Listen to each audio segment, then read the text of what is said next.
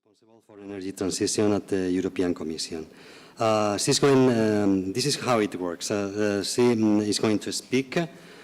She's going to make a presentation. She's going to speak about energy transition, how EU is coping with energy crisis, with energy prices crisis. After that, we are going to make a dialogue, and if you want to make questions, just please ask for that, and you will make it. We have until I think it's a 11:15. So and then we have 30 minutes to make questions. So whenever you want, Alessandra, please. Yes, thank you. Can you hear me well? Yeah. Thank you very much for the invitation. I am really happy to be in Barcelona on one of the hottest days of the year, and happy to talk with you about EU's energy future. I think it is fair to say that we have gone through 4 years of very turbulent events in the energy sector. First, starting with the COVID crisis. Almost no car traffic, 75% reduction in air traffic, negative oil prices. It was the first time we have seen negative oil prices. That was in April 2020.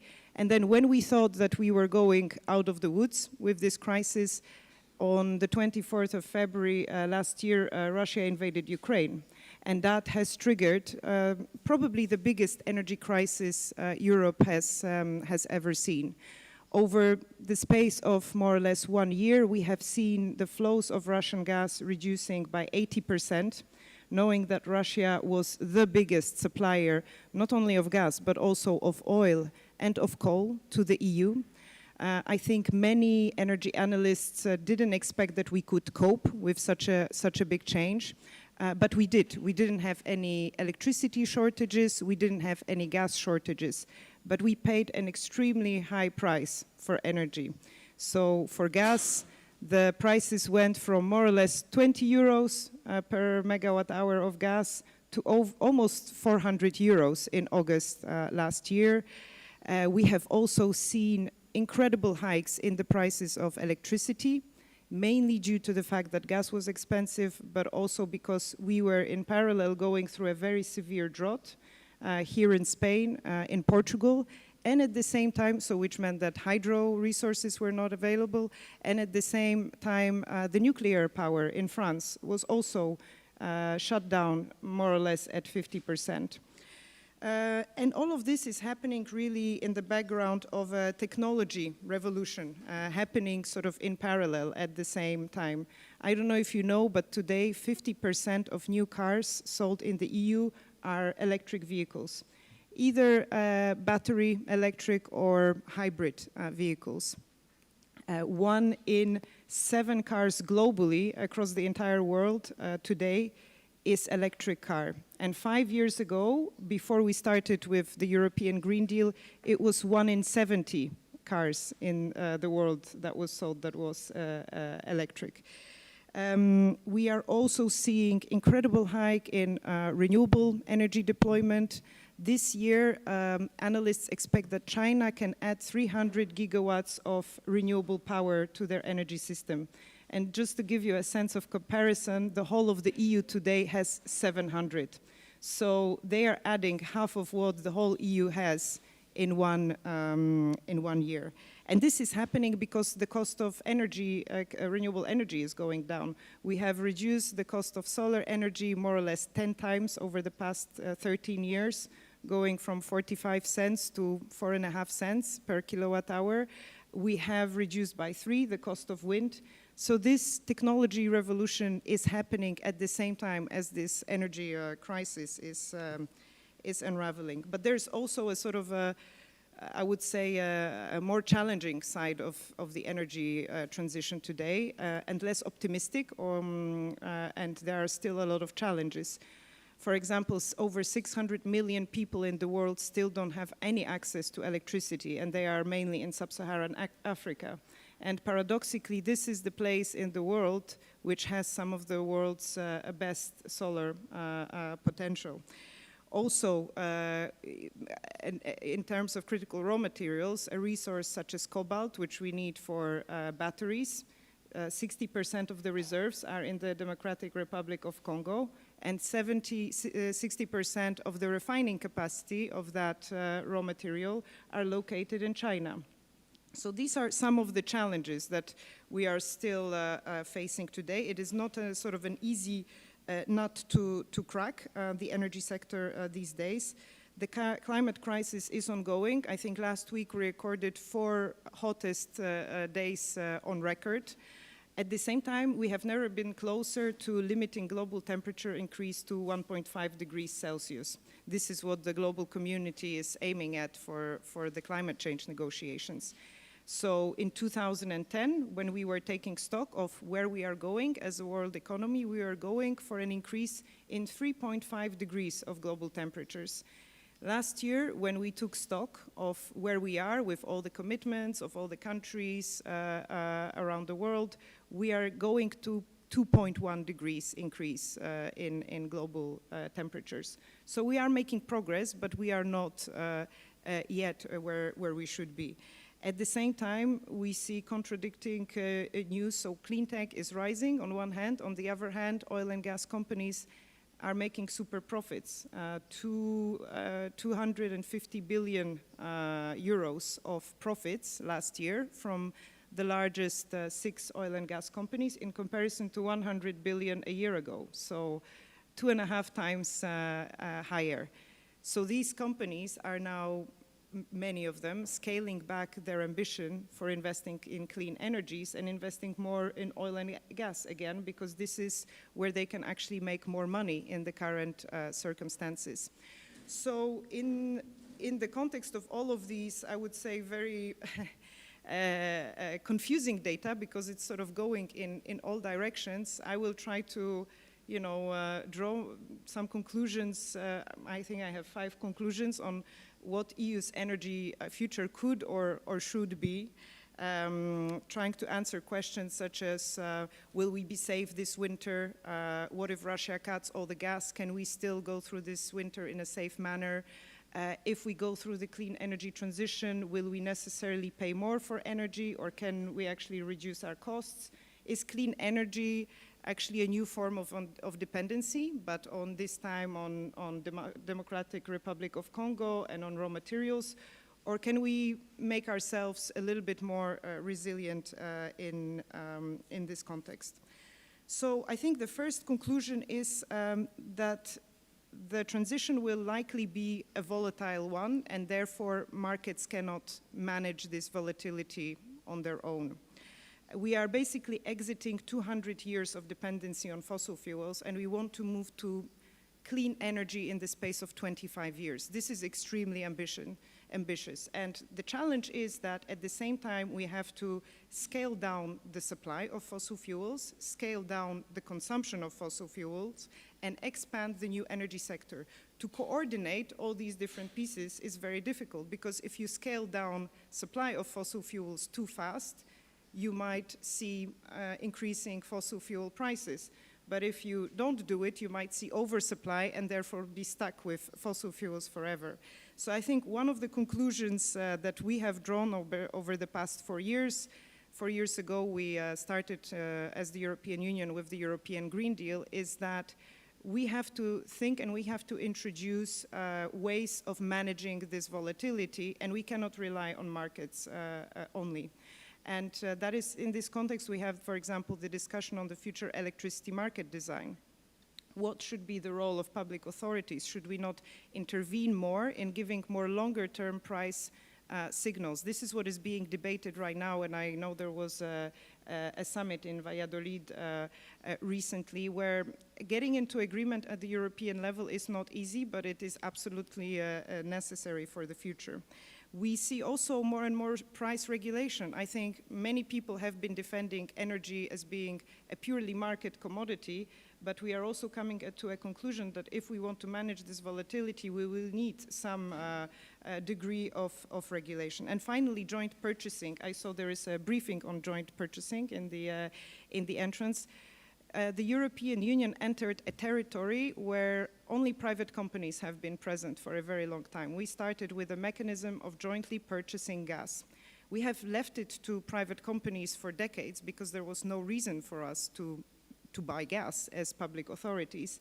But we see that we need this safety net in case the energy crisis becomes worse again, then we can rely on this joint purchasing mechanism to be able to provide at least for the basic energy needs of the Europeans. The second conclusion is that we really have to focus much more on social fairness of this transition, because we know that in the future, once we do the transition, everybody will be able to have affordable energy because we will have our rooftop solar, electric cars. We don't have to pay anything for fuel, but we have to install these capital-intensive technologies. So the period of transition is not going to be easy for the most vulnerable households because it is very capital-intensive. It is expensive to buy an electric car. It is still expensive to buy solar panels today. And the cost of money, the cost of borrowing has gone up.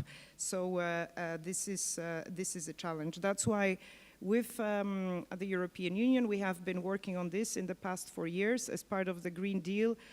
We have two important elements: a just transition fund for coal regions which want to move away from economies reliant on the production of fossil fuels, and a social climate fund. The social climate fund is destined not at regions, but at the most vulnerable households. This new fund will provide roughly 90 billion euros of resources for the member states to be able to spend on supporting families that need help in purchasing an electric car, refurbishing their house to higher energy efficiency standards, installing renewable panels. And the next few years are really going to be important for this because countries will have to make choices. Do we give a little bit to every European family, or can we focus these resources on those who need it most? And there we can really make a difference. When we made our analysis, we even saw that if you concentrate all this fund on the most vulnerable households, you can make them better off before the climate and energy regulations. So you can actually use it as a sort of a progressive tax. And now that we are also entering next year into the period of European elections, we already start seeing new debate emerging about taxation of luxurious goods. There is this recent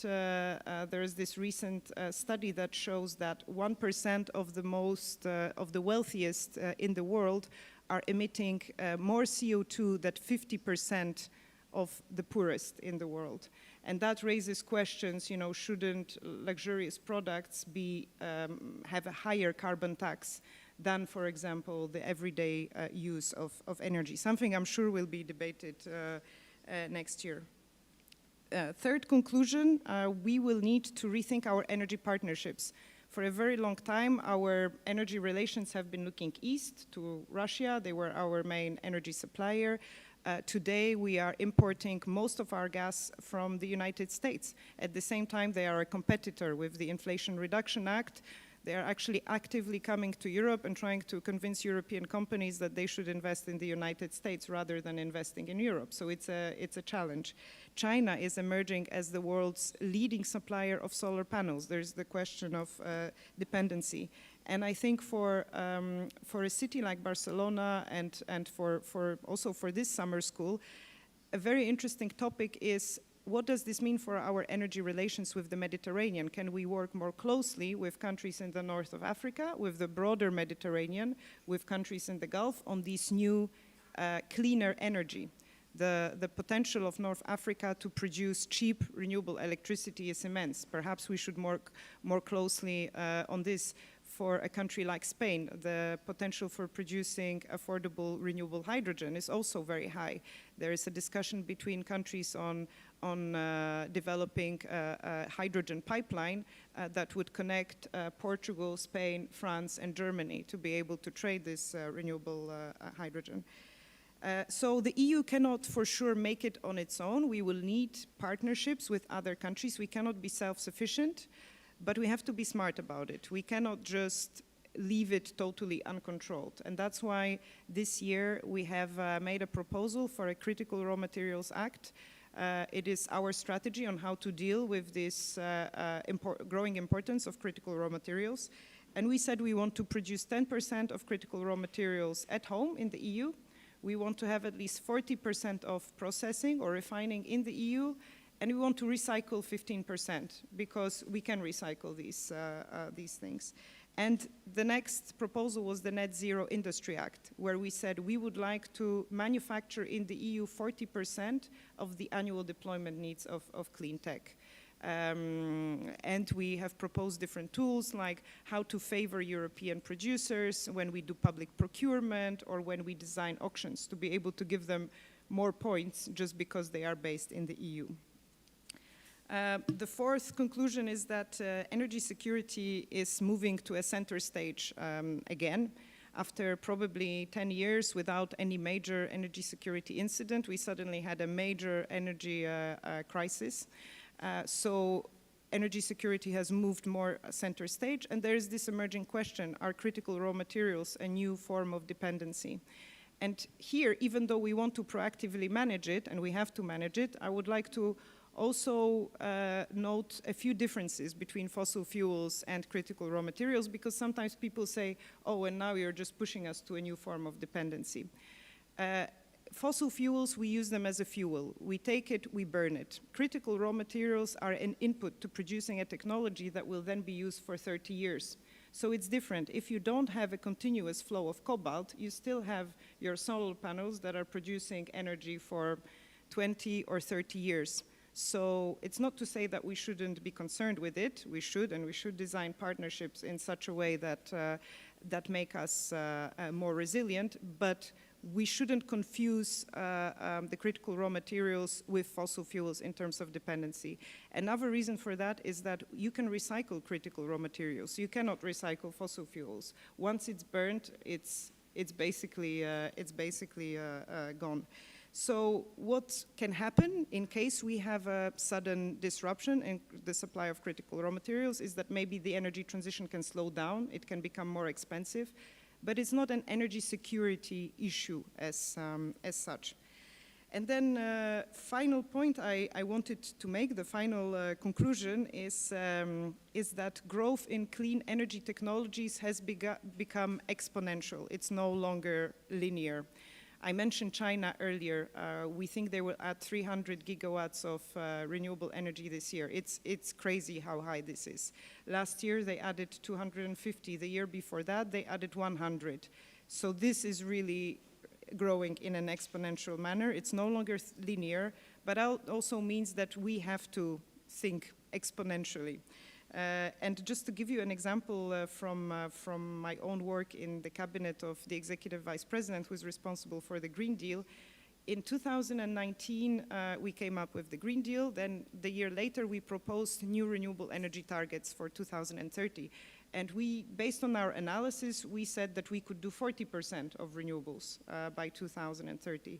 But we knew that on the day on which we published this proposal, our analysis from 2 years ago was already outdated and that things were actually progressing much faster.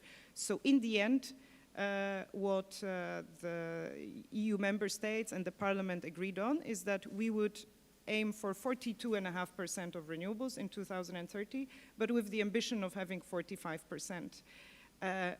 The science and technology is going faster than we can go as policymakers. And I think it's also a matter of adapting our thinking to the pace of change in technology and science. And this is going to be very important because next year in 2024, at the beginning of the year, we have to, as the Commission, already start the discussion on targets for 2040. This is what the European climate law is asking us to do, to start that discussion. And we already know from the scientific advisors that the opinion is that we should be reducing our CO2 emissions by 90 to 95% by 2040. And again, it sounds crazy, but I think many times in the past 4 years, we were saying that things sound crazy, and in the end, they weren't so crazy. And just an example of that is the fact that we managed to reduce our imports of Russian gas by 80%, and nobody thought that this would be possible. So I think we are going through a really very intense period of change in energy and societal change and technology change. And it would be interesting to also hear your views on how this region can play a sort of a more prominent role to build on this change that is happening. Thank you, Alexandra. I'm sure it's very, very intense because I've been writing for the newspaper like 15 years about energy, and I can assure you that every day changes a lot of things, a lot of things. Thank you for your presentation. I think it's very, very good because you have condensated in a very few minutes a very complex world, the world of energy. You have pointed many things, many challenges. One of them you have pointed out is that perhaps we are creating a new dependency on raw materials. And I think this is a key point. How do you see the future? I mean, we are going to the electric vehicles, we are going to the batteries, but we don't think about that many of the raw materials that we need to build those batteries are not here in Europe or are controlled by countries like China. How do you see the future? Yeah, I think we started thinking about it already. And it is true that many of these raw materials, we don't produce them ourselves, but it's very difficult to make very solid predictions about the future because the technology is changing very fast still.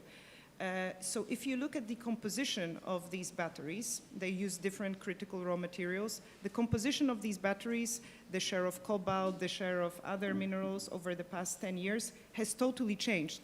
And it's responding to what? It's responding to this availability issue, how available things are, because companies don't want to be exposed to scarcity. They don't want to pay very high for the raw materials because they know that they will lose competition with other battery manufacturers who are perhaps smarter about, the chemical mix of the battery. So this technology is still evolving. We had a news about a new type of battery, sodium-ion battery at the beginning of this year.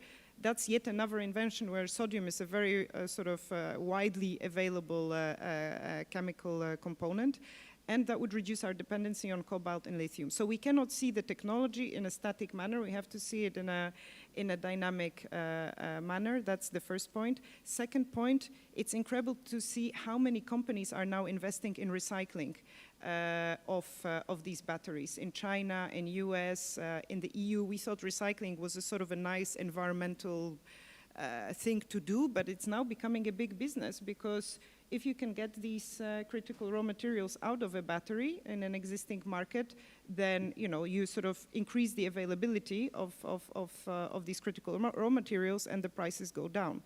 And thirdly, we're talking about minerals that have been used in sort of niche, in small quantities, in niche components. There wasn't a sort of a transparent market on which they were traded, a part of the London Metals Exchange. But even the London Metals Exchange only a few years ago started trading lithium. Before that, it was only contracts between two companies, and nobody really knew anything about the price, about the quantities.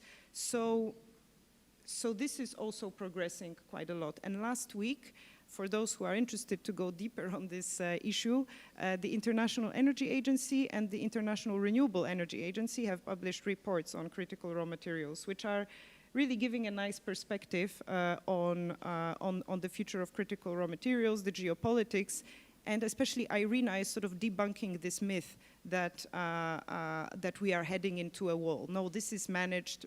The market is expanding. It is becoming more and more transparent. These commodities are becoming more widely traded. Recycling is coming in, so we can recuperate more and more of these things.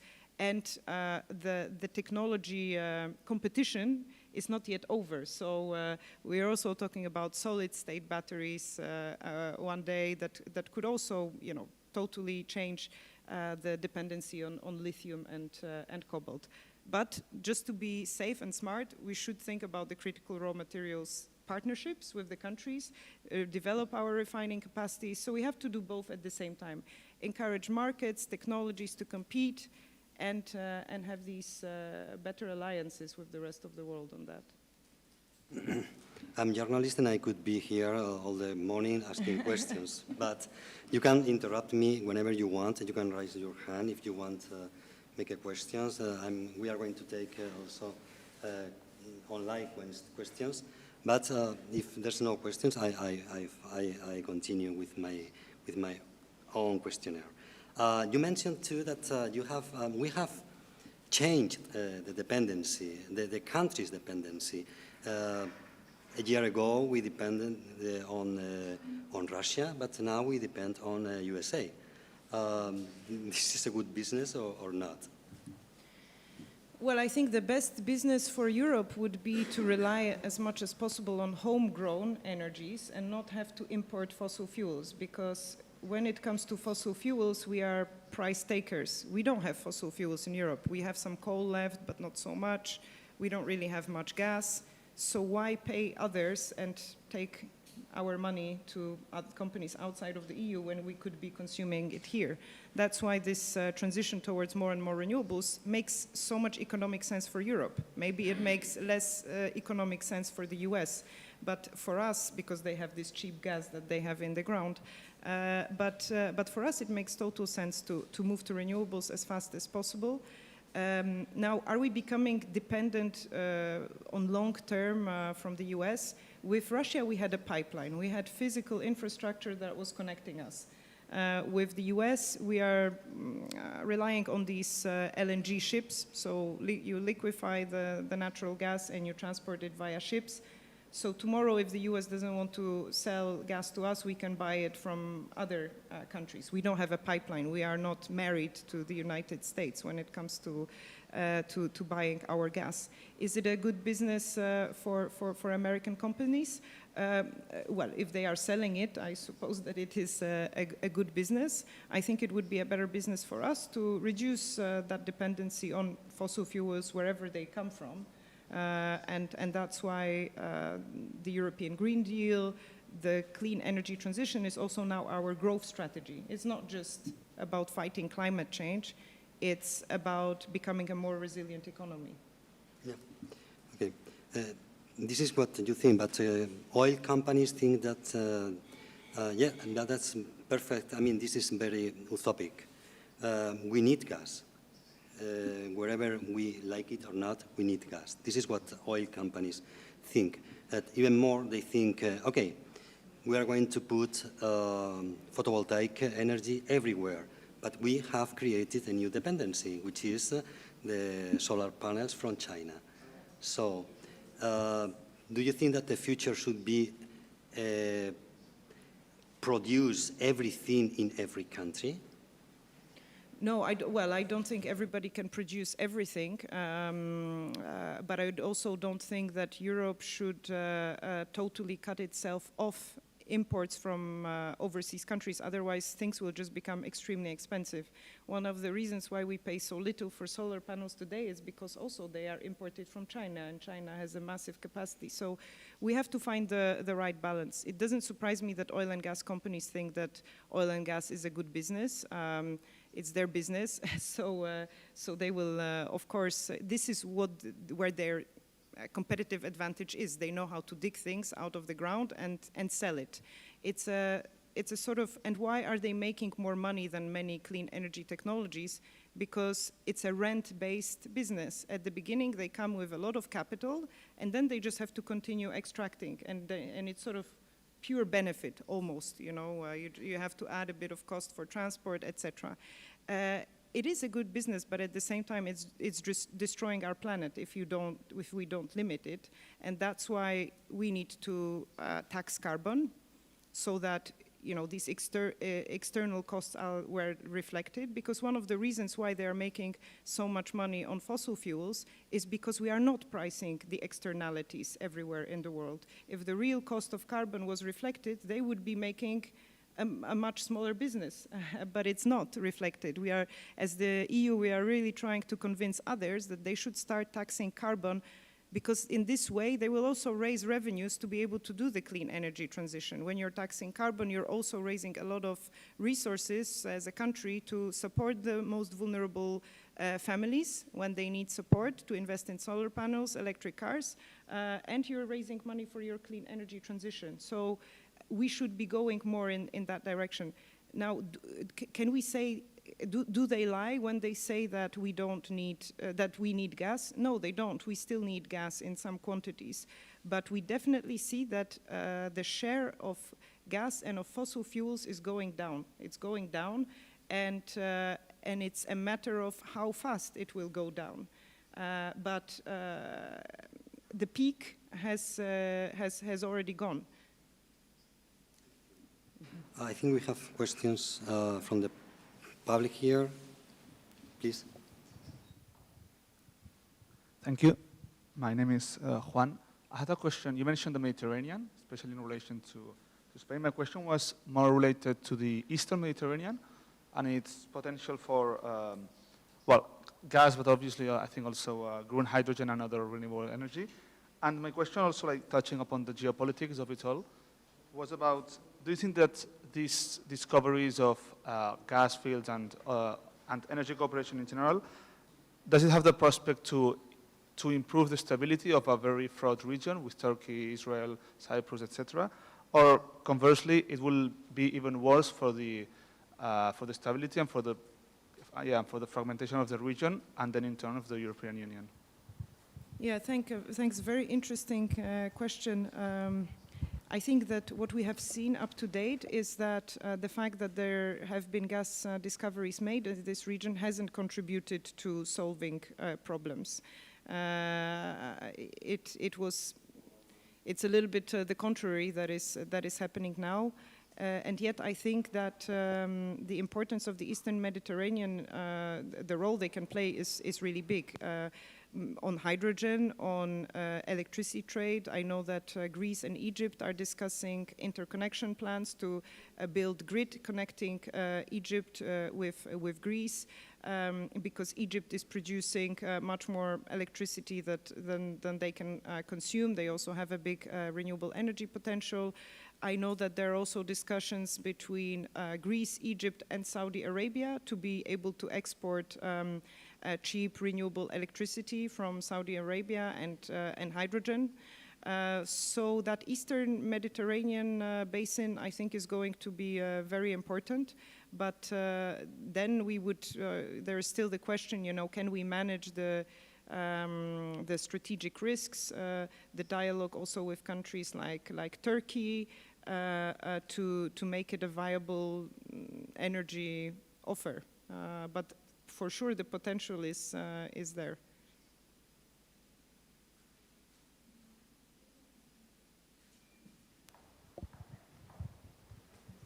Thank you. So, when talking about, reducing the dependency on foreign suppliers, it comes up to our mind the question of nuclear energy. So you've briefly mentioned it at the beginning of your speech, but then you didn't say any more about it. So I wanted to know how is this debate going in the core of the European Union?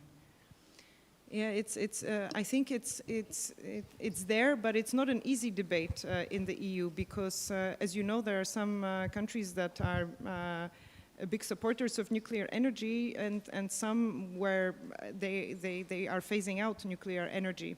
And what we have seen in the past few months is two groups forming within Europe, the Friends of Nuclear and the Friends of Renewables. I would like to believe that you can be a friend of nuclear and renewable at the same time and you don't have to choose a camp, but it's a little bit, it's becoming polarized like this. as the European Union, it's difficult for us to take a position on a subject which is dividing our member states. So what we are choosing to do is via the Euratom Treaty to make sure that whenever a country wants to use nuclear, we help them do it in the safest possible way. And we're also investing in technologies of the future. ITER project, which is, well, not very far from here, is an important project, a fusion project that the European Union, together with partners such as the US and China, are jointly investing in.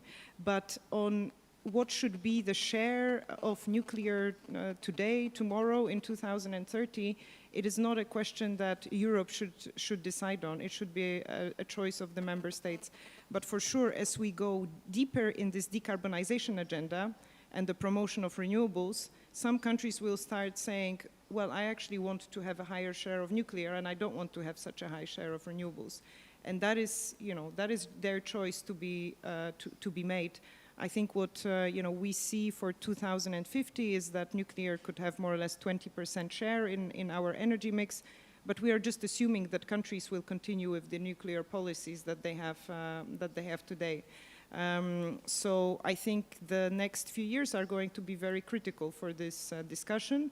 There are some countries that want to enter nuclear projects like Poland, some that are phasing out, like Germany, some that are really against, like Austria, and then you have France being one of the key countries with a very strong nuclear industry, strongly defending this option, but also because they already have these investments, they already have the sites which were developed for nuclear power, so it's probably easier for French society to accept nuclear power as a sort of a part of the energy mix than perhaps in other countries where nuclear has not been developed in the past. But I'm sure it's going to be a fascinating topic in the next few years. Hello, my name is Gabriela, and I have three questions.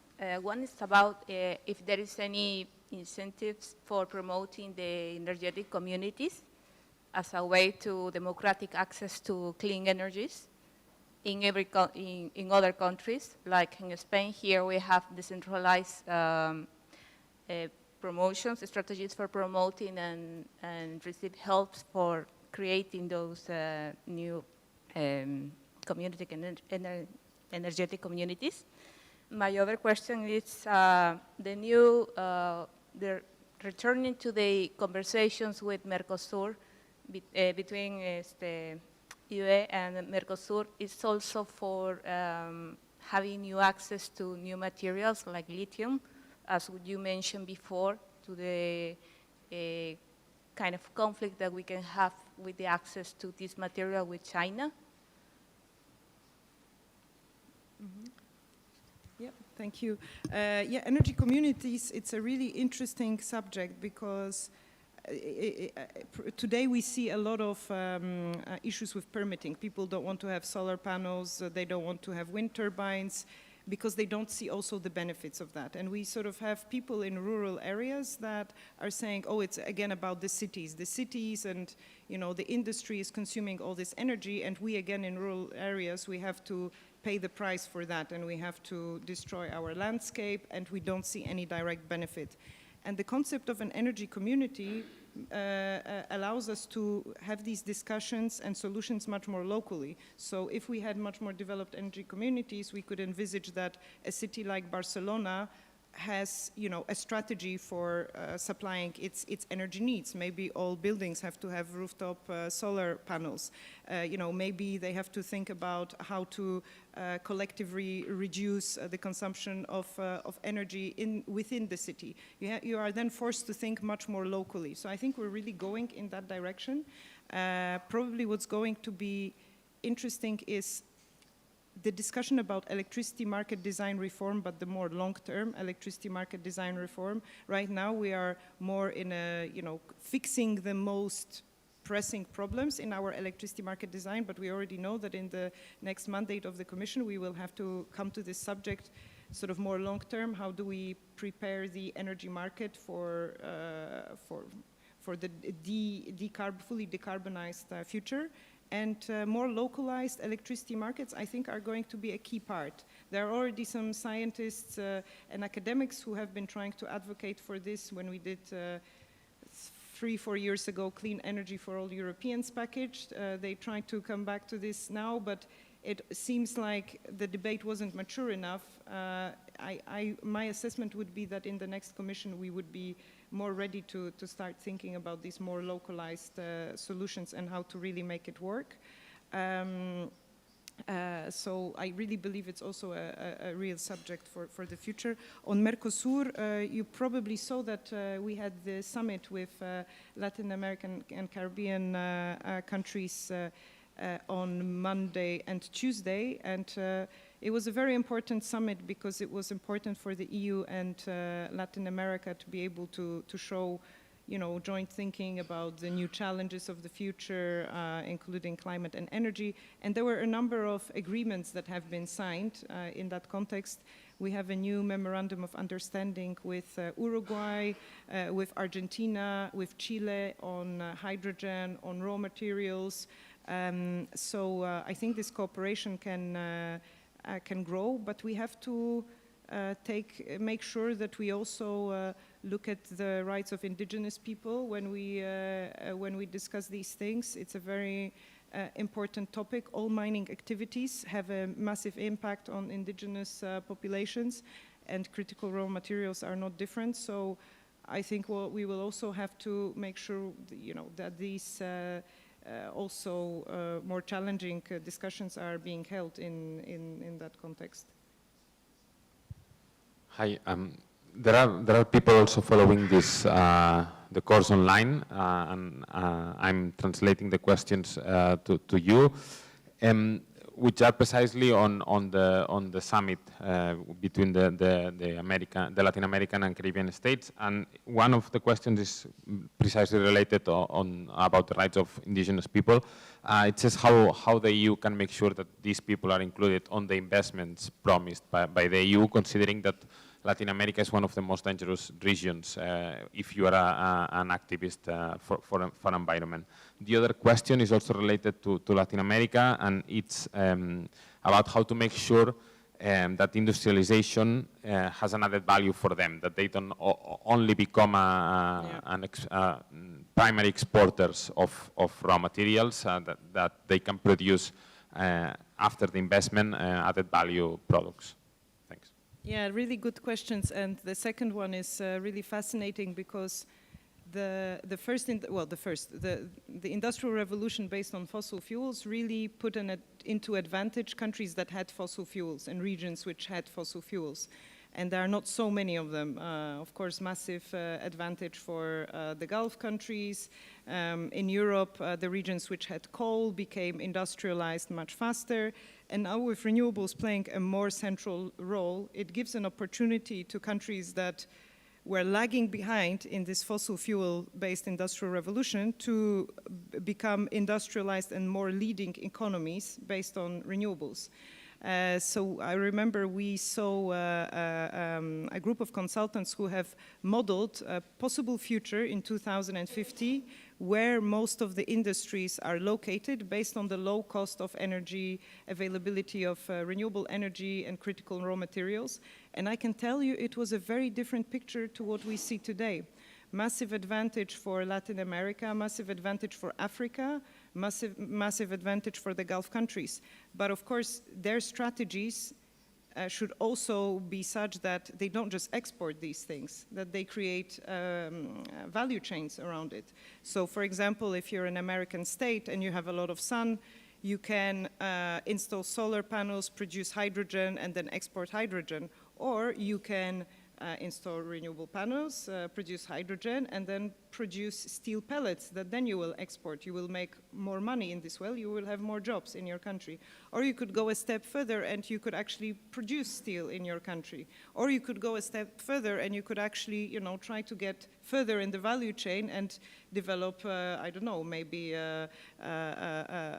more sectors within the new automobile industry based on the critical role. And this is, I think, where all of these countries want to go.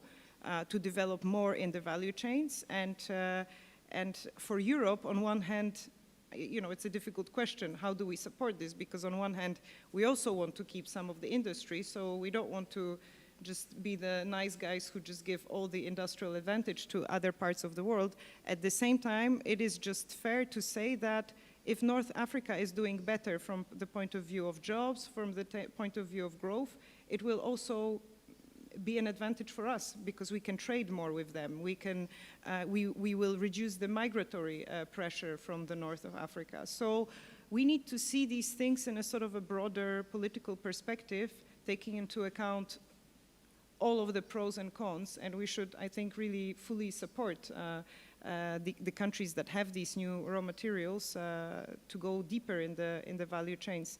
And I already mentioned, the indigenous people's rights, and I think there are some initiatives that we can build on based on the existing minerals and metals mining industry. At the same time, there are also a lot of bad practices that we know that we must avoid because, on the top of everything overarching are sort of the most fundamental values and principles that we believe in, and also the people who vote for our politicians believe in. And so we don't want to do the clean energy transition,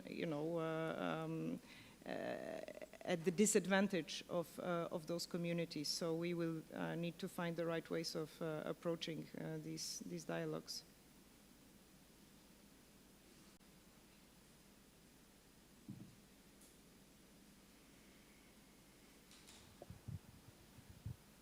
Hi.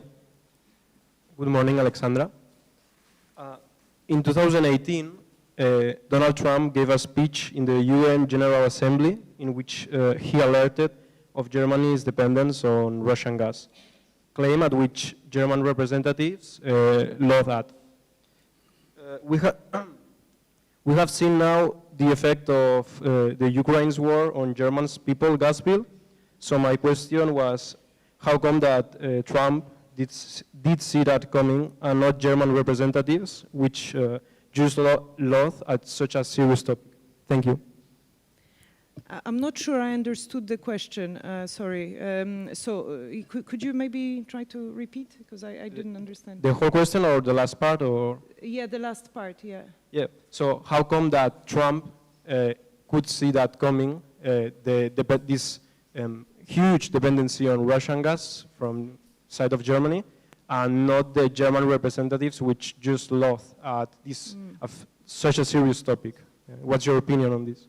Yes, well, I think many experts have been alerting the German industry and the German government to the dangerous dependency that has been developed over years on Russian gas. And when it comes to, for example, the construction of Nord Stream 2, the second pipeline, we as the European Commission didn't think that this was a good idea. It wasn't contributing to the diversification of our gas supplies. On the contrary, so I believe that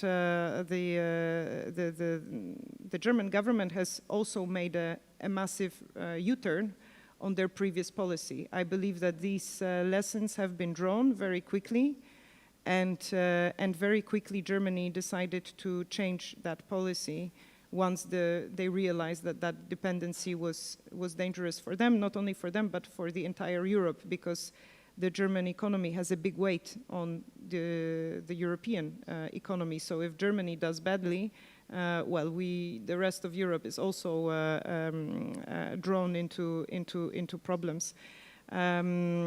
So I would say that, yes, there have been a number of observers. I come from Poland personally. Poland has been also warning about these risks. But the fact is that there were few people who predicted that Putin would go as far as trying to invade Kiev. I think many observers thought that he would be satisfied with having Crimea, perhaps the Donbass, but very few expected that he would go all the way to Kiev. But that doesn't, that explains, but it doesn't justify the decisions that have been taken, and I think the German society has also realized that having such dependency is not healthy for the society and the economy.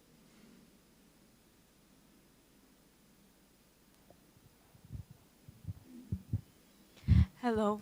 Well, I want to ask that, taking into account the rise of the far right wing parties in some member states, governments, and maybe an even broader presence in the European Parliament given the next elections, I wanted to ask you if do you think that this will slow down or even endanger the energy transition, given that some of these politicians are usually either climate change deniers or energy transition isn't exactly their top priority? Thank you. Yeah, good question. I think 5 years ago, I would say this is a major risk for the clean energy transition, but given that now it's becoming much more about what is economic, what makes sense economically, I don't think you can stop this train. You can stop it, you can perhaps try to slow it down, but I don't think you can stop it. Since more or less 3 years, it is, so until 2010, renewables needed subsidies. Then from 2010 to 2020, renewables could compete with new fossil fuel projects. So if you had to choose, do I build a coal plant or a gas plant or renewables, in terms of the cost of producing electricity, you could already go for renewable. And now, since a few years, we have gone one step further, and it makes more economic sense to produce electricity from renewable power than from existing fossil fuel plants, because the fuel to burn costs so much. I don't know how you could stop this train. I mean, you would really have to go against the economics to do that.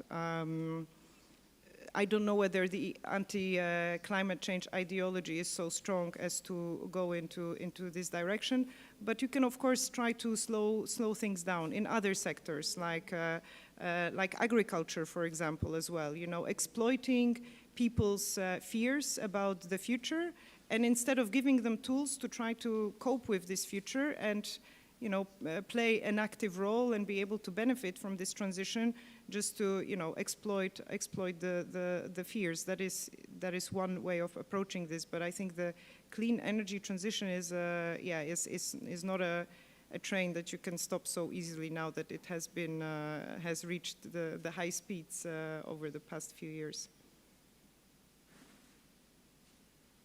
No more questions? Okay. I have a couple of questions. One of them is, I want to go back to this nuclear thing, because it's not a fascinating question, it's the question, I think, okay?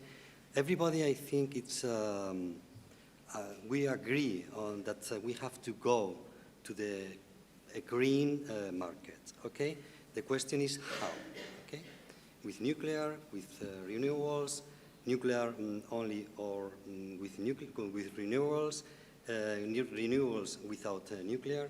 So, do you think that in Europe we are losing our time thinking about these questions instead of being more pragmatic like the US and say, okay, we are going we go to the green market, but we are going to use every technology at our disposal. So. Mm-hmm.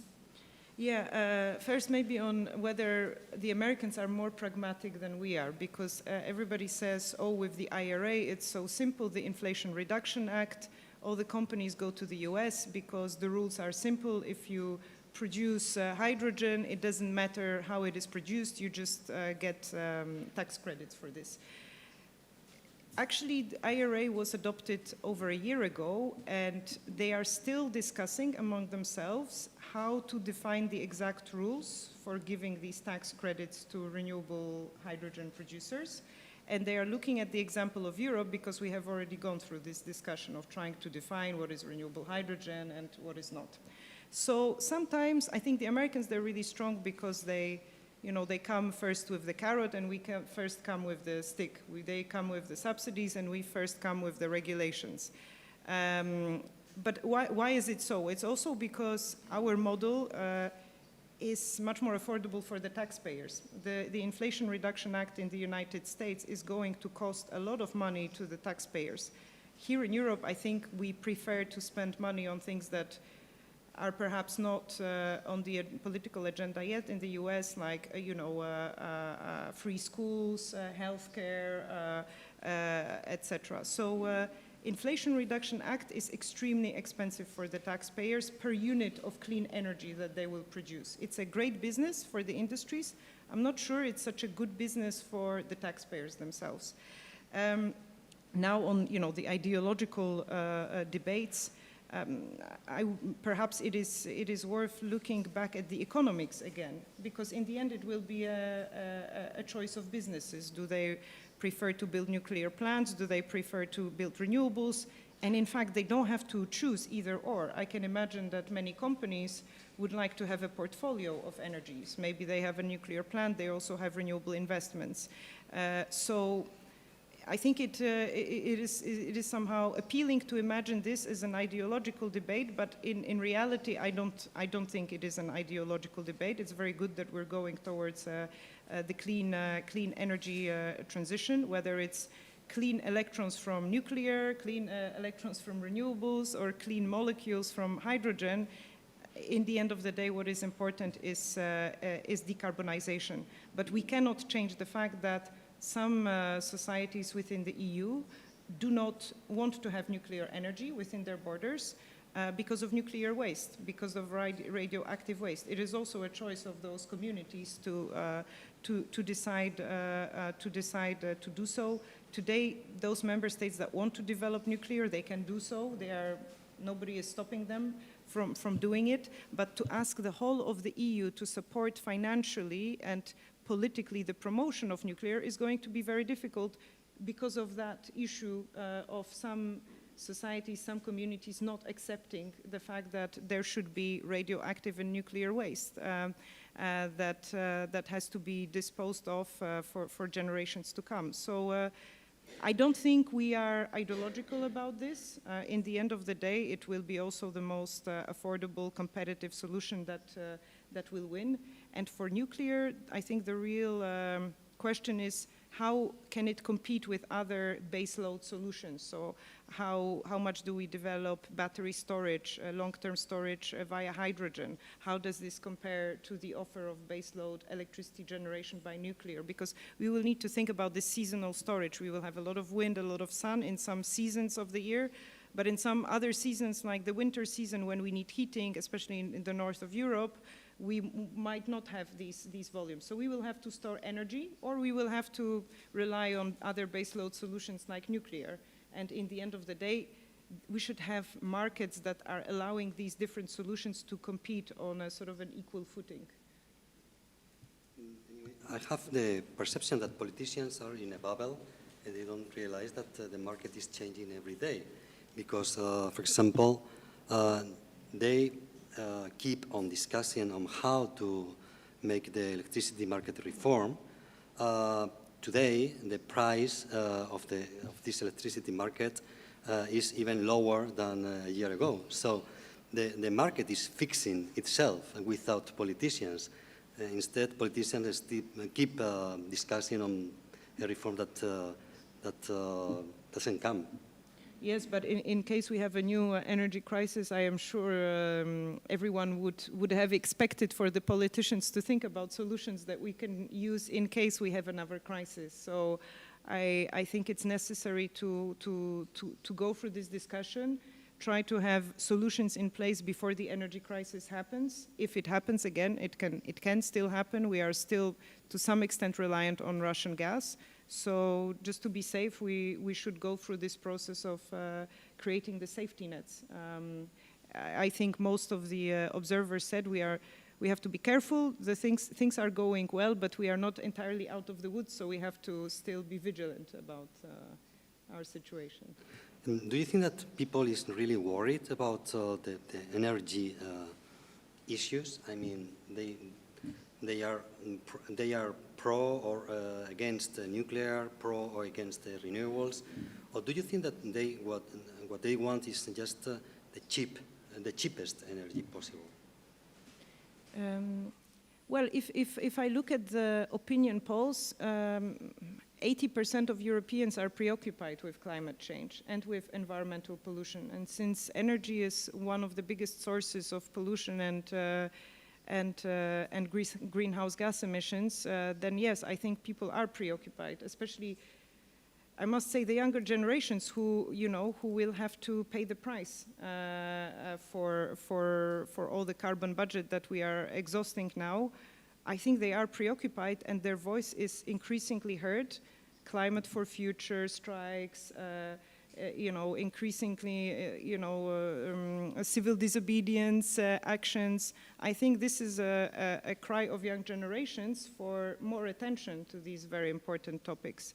When you look at the choices that young generations make, sometimes they prefer not to own a car. They prefer to rent a car. They prefer it to be an electric car. So I think the perceptions and the values are being reordered. The recycling of textiles, moving away from fast fashion, all of that is happening today. So perhaps there is also a generational difference there between the baby boomers and the young generations, and being in a position where we define policies that will shape the future.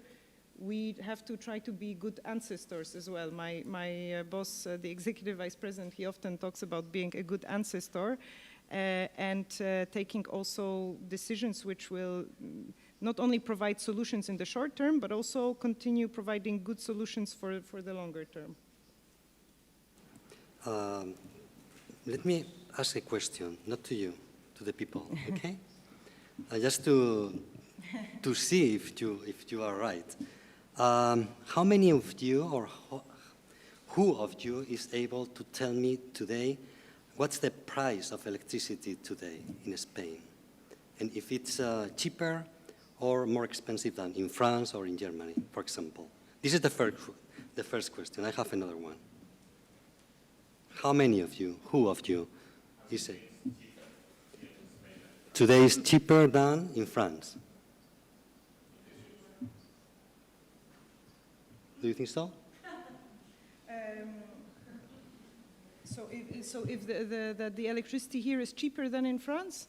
You mean on this hour or in this day? Today. Oh, today. Because it can change according to the hours, if the solar panels produce more just electricity. A tricky question. It's just to see if the people on the street, I mean, normal people like us, are able to say at any time, if it's important, the electricity or the energy prices, because I'm sure you know the price of a beer here in Las Ramblas. I know.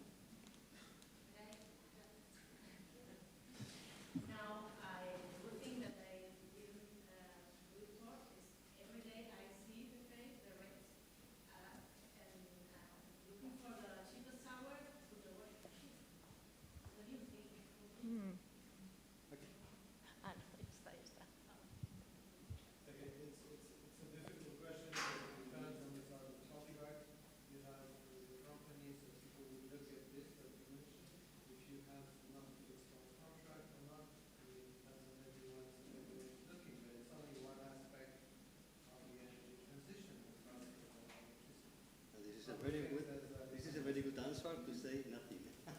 No, it depends on whatever it is.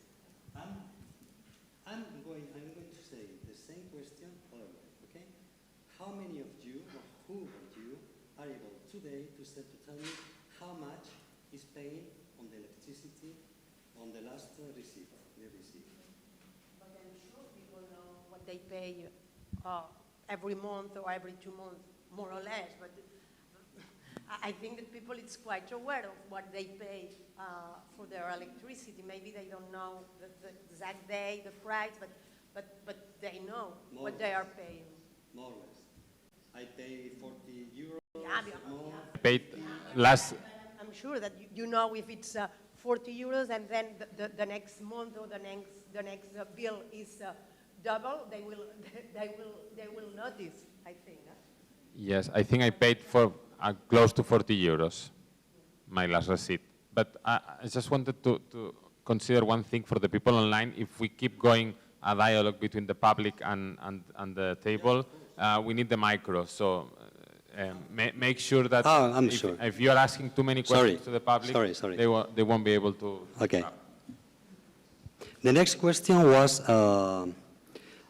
everybody here, including me, are green guys, okay? We defend renewables, etc.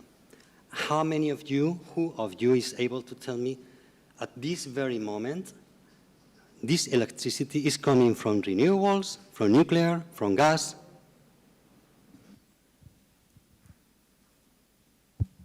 And what is more important, do you care? I do, I care. That I know it. Can we ask online, so as not just to have the people in the room? If we talk on the room, we need the micro so the people online can follow the debate. But I do care if that. Just to answer the question whether the energy is made of renewables or not, but I do not know. I do not know. The question is about if the electricity is composed of, in general or just in this room, because in this room I have no idea, but in general the electricity in Spain is composed by green energy and gas, the gas that can provide, can be transformed in electricity. No, there are some more answers here. I'm just to try to give my impression of why I think people is caring more and more. And it's when you see from the supply point of view, the enterprises, they offer you new packages of contracting only electricity from renewables. 10 years ago, you don't have this kind of access from the household point of view, also from enterprises, and it's increasing this kind of contracts into the market. So it's very difficult to notice if this is the bubble, because it will be CIDOB policy that I work here and I don't know. But in my place, for instance, I can choose. So for me, this is an example. And I agree with you that it's very difficult to know every day the market also differs from wholesale price up to retail prices, depending on the contract. But I will position myself that there's an increasing awareness in which people is more and more concerned, and they try to put that externality within their preferences. It's hard, it's not simple, but I guess, or I have the feeling that every year when you see this kind of data, or the kind of fares that you buy into the market, when you decide to ask an enterprise to ask for only renewable electricity, I know how that works. Then you need to compensate and so on, etc. But the consumer preference is revealed there. So that would be my... I tell you this thing because today is a very hot day here in Spain, okay? And Red Eléctrica, which is the company that copes with the flows of electricity here in Spain, had to activate every single gas power station to produce electricity. Otherwise, we didn't have, we can't have electricity today. This is because I think that gas sometimes is very important too. I have a last question for Alexandra. These things, after all, we are talking about green markets. Do you think that not only people, but also the companies are kind of greenwashing at some point? I think everybody wants to be green these days, and if you don't set the rules on what can be called green and what cannot be called green, then you sort of open the gate for people saying they are green when, you know, maybe they're not entirely green. So what we need to do is to give the right definitions so that consumers can trust a communication when a company says that they are doing something to certain standards, that they know that this is a reliable claim. That's why, you know, we worked on things like green taxonomy to identify which are investments that can be called green. That's why we tabled a proposal on so-called green claims, so that when a manufacturer of a product says their product they're green, that it's really green. Of course, there will be greenwashing if there are no rules, but if there are rules that are agreed by everyone, that have been consulted with the industry, with the stakeholders, that have been agreed by the member states, the parliaments, then the consumer can actually trust the system and trust that when they are paying more because something is green, or, you know, that they want to do the right action by consuming green, that this is really the case. Okay, well, thank you very much. We have now just a cup of coffee, if you want. There's more question. There's a more question here or online? Online. Okay. Thank you for all your remarks. Two more questions that are coming from the people who's following the course online. First one is whether the EU has plans to support people who is doing the transit from fossil fuel economy to renewable energy economies, like don't know, like training courses or financial aid of some kind. And the other question is in the future of the Arctic for the EU, as Greenland has been cited recently for critical materials, but there are environmental concerns about it, so how this would work. And I have a question of myself to end this. It's also following it's a follow-up question from the one from before of certain parties who are less concerned about climate change and so I agree with you that it's gonna be difficult to put an end to this process of green transition, because economically it's relevant and we need to get there if we want to survive. But it is also true that while some parties won't stop it, they may slow it down a little bit. As we saw recently during the Environment Protection Act approved in the Parliament, there were divisions also between the main parties. I don't know if we can afford to be slowed down. So this is very critical. I don't know if you can reflect on this. Thank you. Yeah, thanks for these last questions. Maybe on starting with the last one, can we afford to be slowed down? We have to remember that the environment and climate are not continuing as they were in the past. So the more we slow down, the higher the cost will be also of the adaptation that we will need to do. And I think we see it a lot in Europe these days. Temperatures are as high as in Riyadh. In many Italian cities, in probably many southern cities in the south of Spain. Europe is really exposed to these new environmental weather patterns, because also we have transformed nature in such a way that it no longer protects us against these new weather patterns. So we have less forests, we have less sort of natural areas which are cooling down, which are helping us to retain water. So we are very exposed. And in order to be better prepared for higher temperatures, in case the world slows down, this also has a price. So if you want to totally make abstraction of values, you can translate it into costs. And that adaptation cost will also have a price tag, and we will have to pay for that. So can we afford it? Then to this we need to add a question, how much debt burden we will put on future generations. Because in the end of the day, it's also about future generations. So if you're telling future generations that you are slowing down, therefore they will be exposed to higher temperatures, and in order to do that, you will pay more for adaptation, so you will put a bigger debt burden on them, I think you will have a problem with future generations at some point, especially when they go to the ballot boxes and they become a bigger mass in the elections.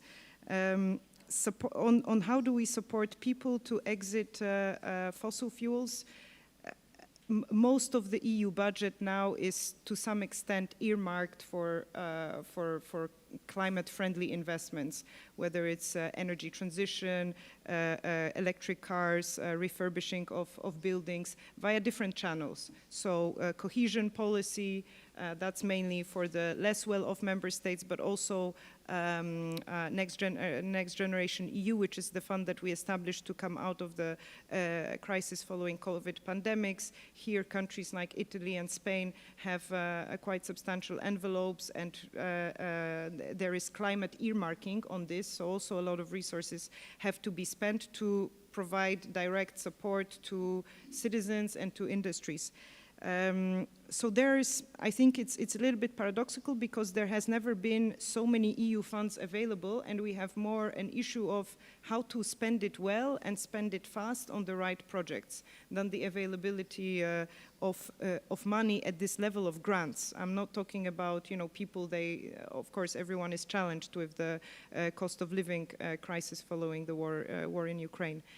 From the EU perspective, so we have either these funds that we give to the member states and then they disperse to the citizens, and we have some funds that are available directly for the industries, for example, the Innovation Fund. The Social Climate Fund, for me, is going to be a really interesting one, because here, for the first time, we can also give direct budget support. No other EU fund is allowing for this. So if you are a less well-off household, you can basically get money based on this social climate fund to help you through this transition period. For example, in Poland, most of the households are using coal for heating. And coal is very expensive these days and emits a lot of CO2, so its price is also going up. In this transitional phase, they will need some budget support, even they are still relying on fossil fuels. So in France, for example, you have this idea of supporting the poorest families to buy electric vehicles, sort of a social policy mixed with support for e-vehicles. So this is a very important part of what we do. And you also asked about environmental concerns. Again, it's true that things. Whenever you talk about manufacturing and industry, there is going to be waste to be disposed of. In critical raw materials, these mining projects have a footprint on the planet. So it's not that we are turning into a green field with the Green Deal. We will still continue having a lot of industrial activity, but we have to learn how to do it in a more circular manner. So we have, for example, a batteries regulation that is putting in place new standards for how much of the batteries content has to be recycled, how it can be disposed of. It's not an either-or between climate, biodiversity, and environment. That's sort of the idea behind the Green Deal, that you are taking all of these priorities together and making sure that as we do the clean energy transition, we don't do it at the expense of natural environment. Also because it's a part of one thing, right? If the environment also helps us to reduce the impact of high temperatures, also helps us to reduce temperatures. The environment, oceans, forests, natural things have that role. So we cannot put nature or climate against environment and biodiversity. It's sort of all working towards the same objective of having a livable planet, not only for us, but also for the people that will come afterwards. Well, thank you very much, Alexandra, for giving us your transition energy perspective. And I think this is what it should be, what it means, a transition, not a revolution, not a change quite hard. We have a break now of 10, 15 minutes, go back, and then go back. We continue to discuss about the international dimension of energy politics. Okay? Thank you.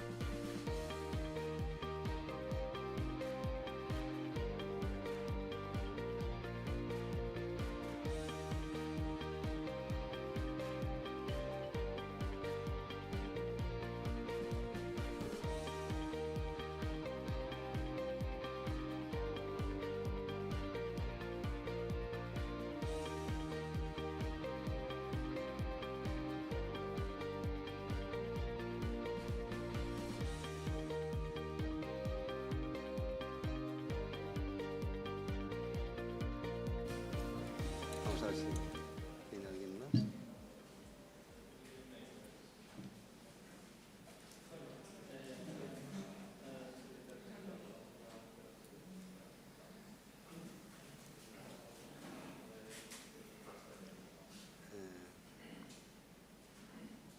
The idea is just to speak 10 minutes, every of you, and then we create a dialogue with questions from me or from the public or between you, whatever. Okay?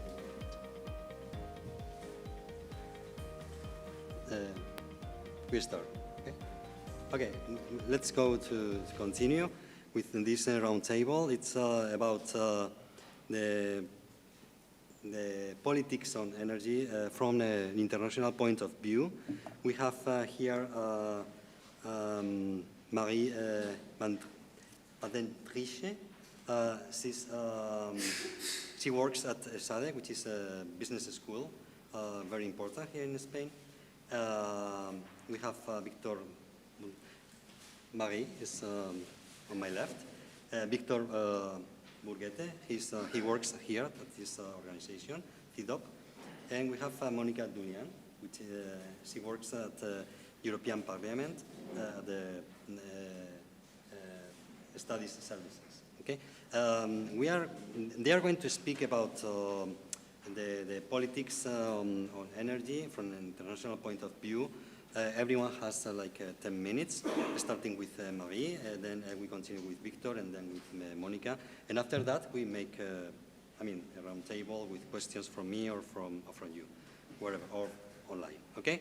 So, let's go. Thank you. Is this working? Yes? Okay, so thanks a lot.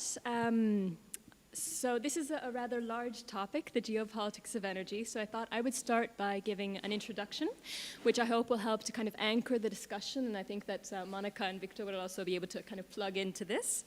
And I'll be kind of collecting also to some extent some of the concepts and terms that have been flying around this morning and bringing it into a bit of a framework that we can start with. So to start off, kind of as an introduction, if energy policy were perfect, then it would meet three main criteria. So on the one hand, it would ensure security of supply. It would make sure that the energy is there when the people who need it need it. Security of supply, basic. If you don't have that, nothing else works, right? Second point is affordability. There's no use in having the energy if you can't pay for it. And the third point is sustainability. So we want energy that is sustainable, affordable, and it is always there when we need it. That is the perfect energy policy, and for a long time, it was seen as a trilemma. You could have two of the dimensions, but not three. So I'm going to use that as a bit of an anchor to kind of hook on various points today. Because, of course, in the fossil fuel system, all three of these angles needed care, but essentially, it was possible to take care of security of supply and affordability, and those were the main concerns, fossil fuels being a commodity. But sustainability was absolutely not taken care of, and that's led us to where we are today. And now things are changing. And things are changing particularly because of the externality caused by our fossil fuel use, which is climate change. And so we're changing to the energy transition, which we were talking about this morning. And as was already highlighted by our speaker this morning, this is the fastest and biggest energy transition that the world has ever made. And on top of that, some would actually say that the world has never, ever had an energy transition in its history. Because if you look at the facts, every time humanity has added a new energy source into its mix, it's done precisely that. It's added the energy source. It has not subtracted existing sources from the mix. And that is because energy demand has continued to increase to such an extent that new sources simply covered new demand. So we've actually never had an energy transition, and now we need to do one in 25 years, as was said this morning. This is massive, absolutely massive. It also means that, at the very least up to 2010, and still to some extent today, it's a transition that is driven by a problem, rather than purely by an opportunity. And that has implications for how we deal with this transition. And it means that policy will need to be much more involved in this transition to make it happen at the speed and scale that we need it to happen. So that's also connected to some of those points this morning. So if we achieve this new energy system based mainly on renewable and clean technologies, then we will certainly hit one angle of our triangle, one tip of our triangle, right? Sustainability. And to some extent, it was assumed that we would also then make sure we have security of supply and affordability. In fact, still a couple of weeks ago, I read the expression that the new energy system was going to create true energy independence for Europe. That's not true. And that's also what I'll get into a little bit today, right? So that kind of is a little intro. What I'm going to do now is I'll talk a little bit about old energy geopolitics and new energy geopolitics and the role of the EU within that. So when it comes to old energy geopolitics, I'm also obviously talking about the fossil fuel system, right? Which is still our system today. In the 1970s, 80% of our energy mix was fossil fuel based. Today, 80% of our energy mix is fossil fuel based. Yes, we're engaged in a transition, but no, it is not yet fast enough, particularly at the global scale. The EU is a front runner, but at global scale, we still have a long way to go. So it's still our system, and keep this in mind, because even if as we talk about the new energy geopolitics, we cannot forget about the old. So, the fossil fuel-based system, of course, derives from the Industrial Revolution that we had 200 years ago, and there's really a key geopolitical turning point within it, and that turning point is when Winston Churchill, during World War I, decided to change the ships of the British Navy from using coal to using oil. Now, that was a very strategic decision, okay? It made his ships go faster, and they were also far less easy to detect. Coal emits huge plumes of black smoke, and therefore you're much easier to detect at a longer range. You also don't have to refuel as often, so really oil gave quite a strategic advantage. But at the same time, that was the military side of things. From the geopolitical side, it meant that the British Navy would no longer be getting its energy source from the UK itself, but from the Gulf, because at that point, that is where the oil was coming from, right? The UK had coal, still has coal, but it did not have oil at that point in time. So at that point in time, Churchill already said that the key was going to be diversification. Yes, they would become reliant on the outside, but they would need to diversify to make sure they were not too reliant on at least one supplier, right? So keep that in mind, because now I'll go to the EU within the old and current energy system to some extent. As was said this morning, the EU, from a domestic perspective, does not have a lot of fossil fuel resources inside. It used to have quite some gas, but the gas fields in the Netherlands are being shut down. The UK is no longer a member. It also has gas fields. So our domestic supply has been in decline, and that has led to a situation of import dependency, which contains both a geopolitical and an economic risk, as was also highlighted. And so, following Churchill's rule, and the rule of anybody with common sense, the idea is that we need to diversify and make sure that we're not too reliant on one supplier. But of course, that's much easier in theory than it is in practice, because the EU, for decades, has had as one of its key goals to diversify its suppliers. And I mean, I studied some of the pipelines that they tried to get from other suppliers at a couple of 10, 15 years ago. But de facto, what happened is that rather than reducing reliance on Russian gas, it increased. So in a scenario of decreasing domestic supply, in a scenario of Russia being just over the border and having existing pipelines right there, what happened was that we actually increased our import dependence on Russia. So this is old fossil fuel geopolitics, and that brings us, of course, to 2022 and the 24th of February, and actually the months before that, of course. It meant that when Russia invaded Ukraine and started to use energy as a weapon, the EU was very vulnerable. Now, the EU has reacted, in my opinion, very well. It's been tremendous just how collective and quick the reaction has been from the institutions. And so, as was said, reliance on Russian gas has decreased by 80%. That's incredible. For decades, they tried to get there.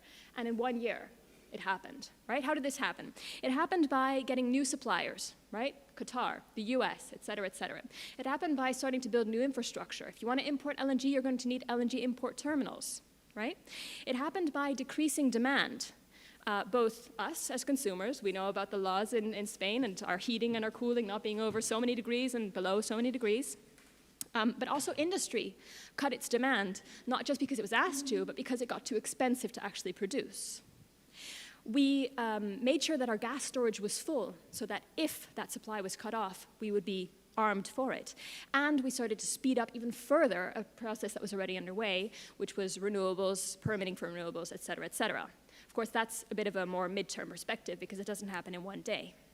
So all of this was deployed at the same time, and as I said, it was quite a success, reducing the reliance by 80%. But there's two corollaries of that, which do need to be discussed. Because the EU purchased all of this gas at extremely high prices, other countries in the world were no longer able to. With EU hoovering up LNG at whatever price, Pakistan and Bangladesh no longer had gas and experienced shortages and electricity cutoffs for days on end, and returned to using coal. So Europe's security of supply led to affordability on other sides of the world. You see how this trilemma operates.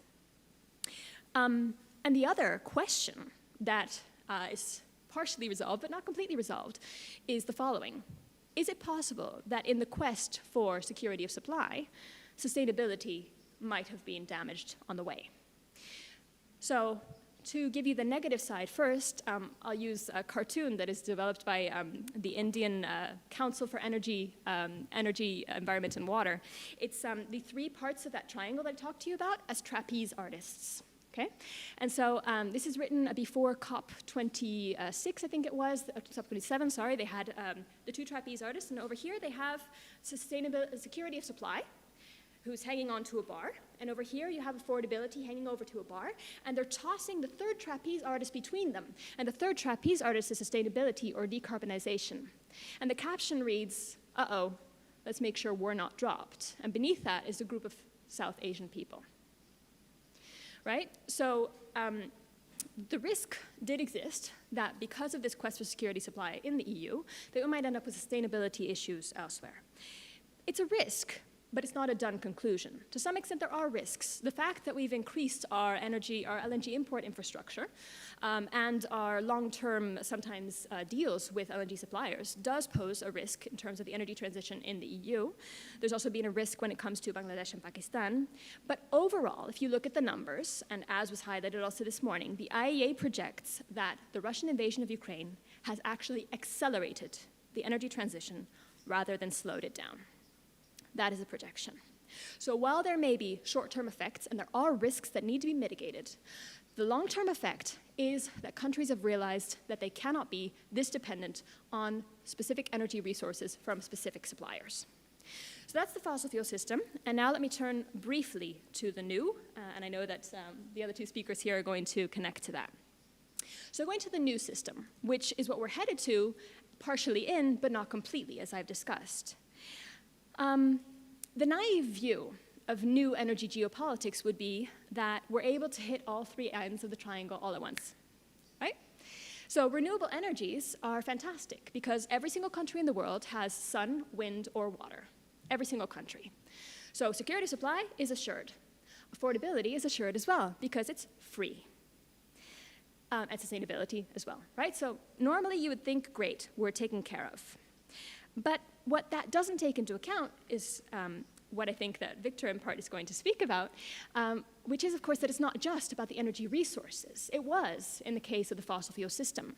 But any energy system has three parts: the energy resources, the energy conversion, and the energy uses. And so in the new system, it's about the energy conversion. It's about the materials you need to turn that energy resource, which, yes, is sustainable, free, and available, into the energy we use today, right? And so the risk has moved to a different piece of the energy system, but it's still there. And again, when it comes to the EU, we're back in a similar position to some extent because the EU does not have the domestic resources for that energy conversion, or not at large scale. And I mean, there are huge differences in this. There's a difference in terms of where the reserves are, where the production is, where the refinement is.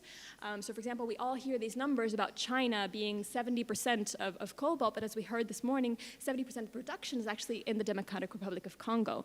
Lithium, 50% is produced in Australia, actually. Australia's an ally, right? But 60% is refined in China. So there are big differences, and we need to separate out that chain to understand it completely. But it is important to note that there's a difference. If oil production stops tomorrow, if Saudi Arabia says, sorry, not producing oil anymore, then the day after, we have a huge crisis on our hands around the globe. If we have a blockade of a certain critical raw material, we already have pieces of our energy infrastructure in place that can work. So there is a difference here, which was also mentioned by Alexandra this morning. And so the EU, in this context, has reacted in many different ways. It has accelerated the energy transition because it does help with regard to security, supply, affordability, and sustainability, but at the same time, it needs to mitigate those other risks that I just discussed. And so, kind of two main ways, perhaps, that I'll emphasize this, and I think the speakers will probably emphasize more. One is its turn to industrial policy. So some of the acts were mentioned already this morning. Victor will go deeper into these. And the other is that the EU is, to some extent, emphasizing quality of the products. So the battery sustainability that we were talking about before, the EU is emphasizing that batteries are produced according to social and environmental norms. Batteries are going to have QR codes that you can tell how they were produced, and that will tell you how long they are going to live. So the EU is trying to compete in the market by producing quality products over perhaps the cheapest products. That is to some extent the wager it is making. Final point. All of this connects to kind of wider geopolitics in general. We are not just in energy, but in wider geopolitics in a situation of extreme geopolitical competition, which already was the case before COVID, but COVID really kind of put us on the spot because it showed the danger of being reliant in supply chains on certain parts of the world. So this is the bigger context in which we're operating. So what we're seeing in energy and also in wider geopolitics is that there's kind of two main tensions driving a lot of international relations nowadays. And one is geopolitical competition and de-risking strategies that go with that. And the other is climate change and the energy transition and how that's reshaping relations. And so in all of that, the EU is in a difficult position. I don't envy policymakers today, but I think it's doing a pretty good job in trying to achieve multiple goals at the same time. Remaining a climate leader, a leader also in the energy transition, while ensuring those three parts of the triangle for its citizens, and also playing the longer geopolitical game. This commission came in saying it was going to be the geopolitical commission. Whether it wanted to or not, it's had to become it. But I'm sure, again, my colleagues will say more about that. Thanks. Okay, thank you, Marie. Now it's the turn for Victor. Thanks very much. I will build my words a little bit on Marie's speech and concept. I would like to talk about the different strategies to deal with the energy crisis. Better? No?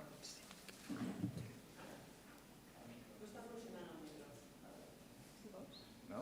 No? It's working right now? Yes? Okay, sorry for that. Thank you. I would like to talk a little bit about the different strategies that countries adopted to deal with the energy crisis. And for that, I will build a little bit on some of the concepts that Marie has commented on that.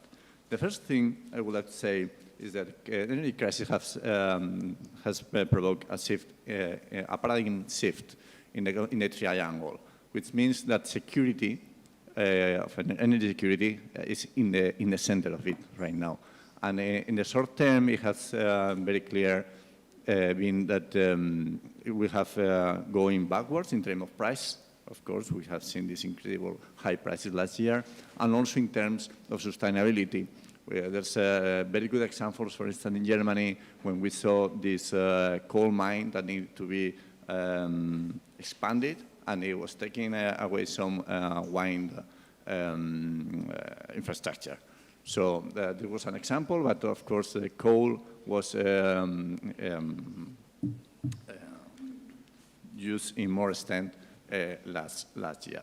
So what are the different strategies that has been adopted in when we had the energy crisis? The first strategy, and when you have a scarcity of something, the first thing you do, and with high prices, is a reduction of consumption. Some estimations point out that the reduction of consumption in gas last year compensated up to 70% of the Russian gas. So, okay, we did a great job in many areas, but don't forget the price we paid in terms of consumption. But it was especially the big companies that use, there are some industrial processes that they use, they are very energy intense, so they basically shut down the factories for a while. We saw it in the winter, we saw at the beginning of the crisis with the invasion of Ukraine by Russia. So this is a very important aspect. Second strategy, okay, substitute the imports. So it was a big run last year. We saw, especially in the European Union, with more than 100 cooperation agreements in terms of energy with different countries, running to every possible supplier to secure these new sources. Of course, this urgency was very different depending on the dependency you have from Russian oil or Russian gas and the capacity of substitutions. For instance, we saw in Spain that we were not very worried at all. We have this LNG capacity for attracting new supplies, and even we have some sort of crisis with Algeria, and it was okay, even in the middle of an energy crisis. So this is the comfort, no? A glimpse of the comfort in Spain, respect of security of supply. Of course, the country which benefited the most was the United States, because it's the country that had the capacity of increased supplies with the shorter time framework, especially because the gas came from fracking, that is a technique that allows to increase supplies in a very short term compared to another kind of extraction. But there were also another beneficiaries which you can look at, Qatar, Algeria, etc. But is the United States a good substitute of the Russian gas? And I would say no, for several reasons. First of all, is because of price. NGL is much more expensive than Russian gas because it takes by boat. So what does it mean for Europe? It means a loss of competitiveness. And it's a very important part of what we were talking on 2 days ago in the first session about reindustrialization of Europe, open autonomy strategy, etc. So if we want to compete, we want to increase our industry, we need to have good prices. Second, I'm happy that before Alexandra said that we are not married to the United States, because I wonder if it's even possible to get a marriage with the United States, because the companies in the United States, they are private. They are not public or state-owned, like Aramco in Saudi Arabia, which means that even the United States, the government, has difficulties to get their companies to increase production, because they respect the contract and they are private contractors. So as soon as the gas goes into the seas, they are free on float and they go to the one who pays the most. That is what Mario was referring before, that some cargoes that were meant to some destination end up in Europe. So it's difficult to get very binding in the long term. And also because we don't want long-term commitments, because we're doing this transition. So you don't want to have a 10 years, 20 years contract. This works for the United States, but it's more difficult with Qatar and other countries because they are less elastic, which means they need more time to increase supply. So if you go to Qatar and you say, okay, I want your gas, they say, okay, I invest. You invest in my country, or I invest, but I want a contract 10, 20 years. And that's when you have some issues, because there's a tricky part. It's much easier to put new floating storage or infrastructure to attract LNG that build or increase the capacity to supply this kind of gas. So there's some imbalance in there. So I go to the third alternative. No, we have talked about reduction consumption, substitute import. Of course, you can develop alternatives. First, short term, okay, I use what resources do I have? I have coal, I use coal. I have nuclear, okay, I use nuclear, and I try to invest for more nuclear in the future. We see a revival of nuclear in Europe, but in all over the world. There are some countries on resistance in Europe, but worldwide, there was a revival last year in general terms. And of course, the main strategy in Europe and in many other parts of the world is to accelerate the energy transition. And in here, we have discovered these new dependencies that some of these had been mentioned before. We have talked a lot about the dependency on resources, but we have dependencies in all the value chains. It's not just the minerals where they are located, that is very important, but in all the process in order to get the renewables. If we talk about resources, of course, you have to diversify imports and foster alliance. The problem, first, the concentration of resources. We can say we go in that direction, but the concentration of some of these resources are much more concentrated than fossil fuels. So the market power that they have, these few countries, is larger than OPEC, for instance. OPEC now, OPEC Plus now, or OPEC into the past. We have seen it in vanadium, lithium, in graphite, cobalt. And when you look at EU imports, you have almost 100% of rare earth supply coming from China, 90% magnesium, more than 90% also from the lithium comes from China. So it's China, but there are also other countries like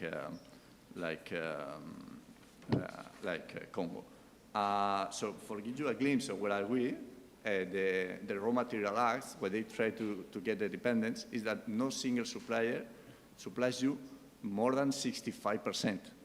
That it's already very, very high. So we are talking about Russian gas, but we look at dependency on raw materials, the bar we put is already very high, but it's because the start point is incredibly difficult it's incredibly challenging. Second, limitations. We can talk about geography. We can talk about the difficulty we have to exploit our own resources. Rare earth materials, they are not scarce in the world.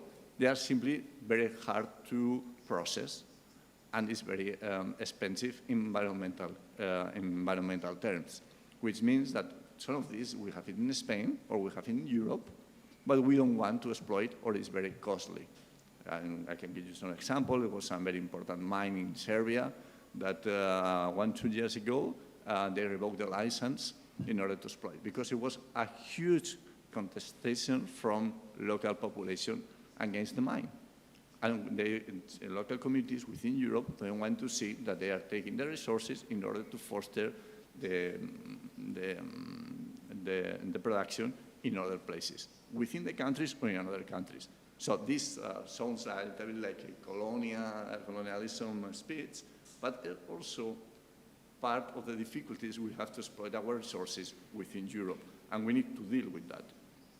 Also, trade agreements are very difficult to achieve. We have seen with Mercosur, we have seen this same week with Australia. We want to make an agreement with them and to get lithium, for instance, that they are a very important producer of lithium and other minerals and issues. But the issue is, what are we going to give in return? So we have an agreement to access some resources. They ask us to open our markets. And of course, one of the most precious markets within Europe is the agricultural market. So it's part of the discussion with Mercosur, with Australia, etc. And it's also a little bit of contradiction with these objectives of open autonomy strategy in terms of food and agriculture. So we need to balance, and sometimes in order to get something, you need to give up on something. And of course, this access to European market is the most precious one when you are doing trade agreement. And finally, I'm going to political industrial policy, it's very important the part of transformation. We have talked about resources, but even in the United States, they have reopened some mining for rare materials, and they send these materials to China to get processed. So we see, okay, there's a lot of cobalt in Congo, but then these materials, they go to China, they get refined, and then go to another places, or they are integrated in value chains within China, regional chains, and then go the final product to other parts of the world. And why is that? Because with globalization in the last decades, we have externalized environmental cost. So we put some processes that environmentally they are very costly, and we put it in China. And are we willing to take this part of the chain back to our countries, and where? Okay, so, but this is a huge challenge. In which country, if we are talking about Europe, in which location, we are going to the United States. So decreasing dependencies, for sure. It's important, for sure. We have to go there, for sure. But the starting point is incredibly challenging. From where the position you start, and also about how do you do it. So we go to the diversification, no? So we cannot do it home, we will do it in a third country.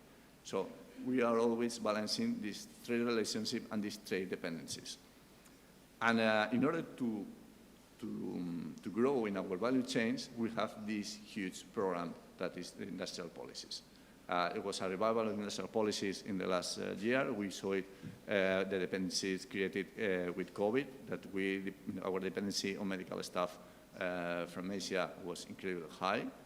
We cannot supply our basic needs. We saw it also, these needs with the energy crisis in Ukraine, and we don't want the same to happen with huge dependencies on China, for instance, in renewables. There's a huge competition, Mary has talked before.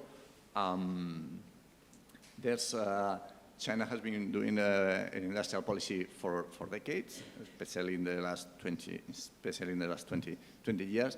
And the advantage they have in this area, it's huge, it's tremendous, especially in some parts of the renewables.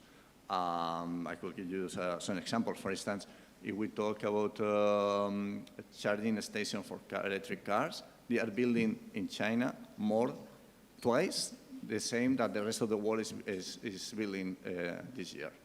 So, of course, we can improve, but in some areas, the advantage they have is enormous. So the United States has presented the Industrial Reduction Act.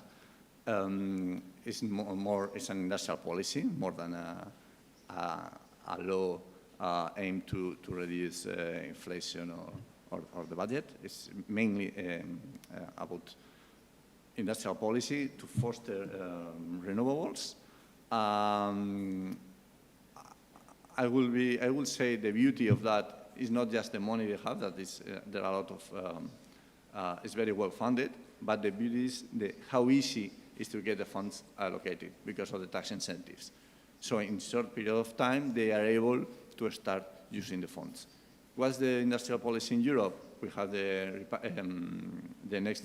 next generation EU, but remember there was a big fund used in Europe after COVID in order to recover. So it was not just designed for the energy transition. It was an important part. In Spain, for instance, 40% of these funds allocated to energy transition. We had the REPowerEU after the crisis. We moved a little bit in order to foster the kind of development. But what is important also is to look what's in front of us. And next generation EU funds ends in 2026. So we have what's going to happen in 2027. And this is a big discussion in Europe. So how do we back up industrial policy? There's a very clear bet in China. There's a very clear bet in the United States. But there's a bet in the European Union, but there's more uncertainty on how it's going to be funded into the future. Right now we have the policy. Also, these funds are complemented with national budgets. But if every budget, what should not happen in the European Union is that industrial policy depends on national budgets, because if not, you have these uncompetitive effects that we already have seen within the crisis. For instance, when you look at how much different countries allocated to fight against the fate of the crisis in Ukraine, the energy crisis, you look at Germany, and they spent more than 7% of the GDP to compensate the household, their enterprises. This is twice the average in the European Union. So we can discuss a lot about prices, about many things, but at the end of the day, it's also how much do you really pay or you are compensated for that.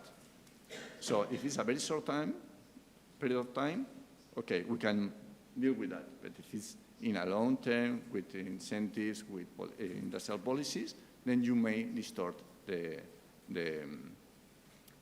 market. So this is a discussion with the new European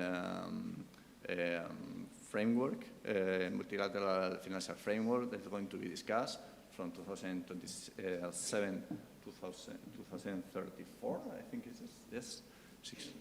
And which role is going to be the industrial policy in order to foster and back up the transition. And I prefer to stop here and take some comments. I think I take already too much time. Thank you. Thank you, Victor. And now it's the turn for Monica. Thank you very much. I will do an effort to speak slowly for our interpreters, and I would like to thank them very much for their work. I know how hard it is. And also I will promise our moderator to stick to the allocated 10 minutes. Let's see if I manage. But so many things has been said, so I'm going straight to the issue, and I would like to focus more on the internal policy of the European Union. But of course, it's impossible to. It's okay. It's impossible to talk about the EU energy policy without geopolitical context. We heard from Marie how energy supplies can be used as a weapon against the European Union. We heard from Victor how rising prices can impact the competitiveness of our industry and also affect our citizens directly. Yeah. Okay, I check if it's better. I hope. So what I would like to discuss with you today, whether the EU is a big player on the global energy market. There is a major support for the EU to become a strong player in the global energy market. And here I turn to the point raised by Miguel Angel. If the people care, I think they really care, because there was a consultation process by the member states and the European Union. It was called Conference on the Future of Europe. And some part of this consultation was connected to energy, and people said they wanted the EU to consider geopolitical context when building its own energy policy. And also people said they want the EU to be a global leader in the sustainable energy policy. So here is the clear mandate from the citizens, from the populations, for the policymakers to do whatever it takes for the EU to become stronger in this global context. Why is it not happening? Well, a lot has happened from the beginning of the energy crisis. There was Repower EU plan that we heard about, which was basically focused on the cutting dependence on fossil fuels coming from Russia, at the same time supporting the take-up of renewables. There was a lot of energy legislation on gas storage, on reduction of gas consumption, or temporary revenue caps of electricity producers. They were all very good measures. And also, one important thing, some legislative proposals that have been put on the table before the crisis were changed to match the new reality. Alexandra explained us the Renewable Energy Directive. What came up of the institutional negotiation was a very strong target of the share of renewables in the energy mix, but also a very strong rules on the permit granting for renewable projects. So we have it all, it's there, yet I dare to say it's not a qualitative shift. So if our common aim as the European Union was to help the EU to become a strong player on the global market, I think three conditions should be met. The first one would be to have a real market power. The second one would be to have infrastructure and interconnectors in place. And the third one would be the strong energy market integration. So let me briefly explain what I mean by this concept and just warn you that I'm just scratching the surface. And if you are interested in any of this, we can go deeper later. So what's the market power? I think it would mean for the EU to trade considerable amounts of the energy sources. So it would have to pool the entire demand across the Union, and the first attempts are done around this time. So in the Repower EU, there was a proposal to jointly purchase gas for the entire EU. It's a very small mechanism, it's just a trial. It's voluntary. The member states retained their right to make bilateral deals with the gas suppliers, even though it can be a new thing that can evolve in something more substantial. Already the European Commission is saying that it's working well and it can be replicated for different things. Not only hydrogen, which is an initial plan, but also for renewable gases and also for raw materials. So it remains to be seen how it works, but it's kind of the shift. The second thing would be the infrastructure. So we are here in Spain. We know how Spain is connected from the energy perspective with the rest of the continent. Of course, there are important projects in the making, but they need some more years to be completed. Why is it important that there is a physical connection between the electricity grid or the gas pipelines across the European Union? It's important because it's very unlikely that the crisis will happen in all the member states at the same time. So if any of the supply disruptions happens, the countries simply share their resources and show solidarity. And in this very simple way, we are less exposed to any kind of supply shocks. So this is like the very simple solution, but something that the EU has been working, but still lagging behind. The third thing is the stronger market integration. What I mean by this, I mean an energy union. Energy union is also a buzzword in Brussels, but in practical terms, it means harmonized rules of the energy market and market liberalization. If we liberalize the market, it means that we allow smaller players to be active on the market.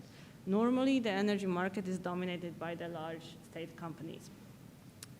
And so the crisis showed the momentum for the reform. The Parliament, which I come from, voted on the strong proposals. Almost entire House voted for it. So you know the Parliament is a body composed of different nationalities, different political colors. So it's unprecedented if the whole House has backed some strong solutions. The same at the Council. So the member states agreed on the many measures that we already discussed without major difficulties. And now it's changing. Now it's changing because the prices of the energy sources, also the prices of gas, go down. So the sense of urgency is not there. And the discussions become more difficult, especially on nuclear, because the nuclear kind of pops up in different pieces of legislation. Almost everything that has been discussed those days has a small component of the nuclear and how we treat, how is our position on it. So I would say that the Union went through the last winter relatively unharmed, which in result lost the appetite for reform. And when we look at other sectors like banking or airlines, we see it takes almost 20 years for the sector to truly liberalize, and it's not yet complete. So the same we can assume could be for the energy sector. So it's a long and complicated process. So my point here is that for the EU to become a strong player on the energy market, on the global energy market, it would have to put its own house in order, especially by strengthening the internal governance of the energy market. So it would have to have a strong European demand. It would have to have physical infrastructure to share energy sources across the Union. And the third, it would need to have an integrated internal energy market. So the three are basic. There are some more things that would contribute to this goal, if it is our common goal. I'm not saying it is, but, so it would be, for example, like effective energy diplomacy. So reaching out to different suppliers and creating new energy partnership. But we can dive into this in our discussion. Thank you. Thank you, all of three of you, for your perspectives. They are very, very interesting, all of them.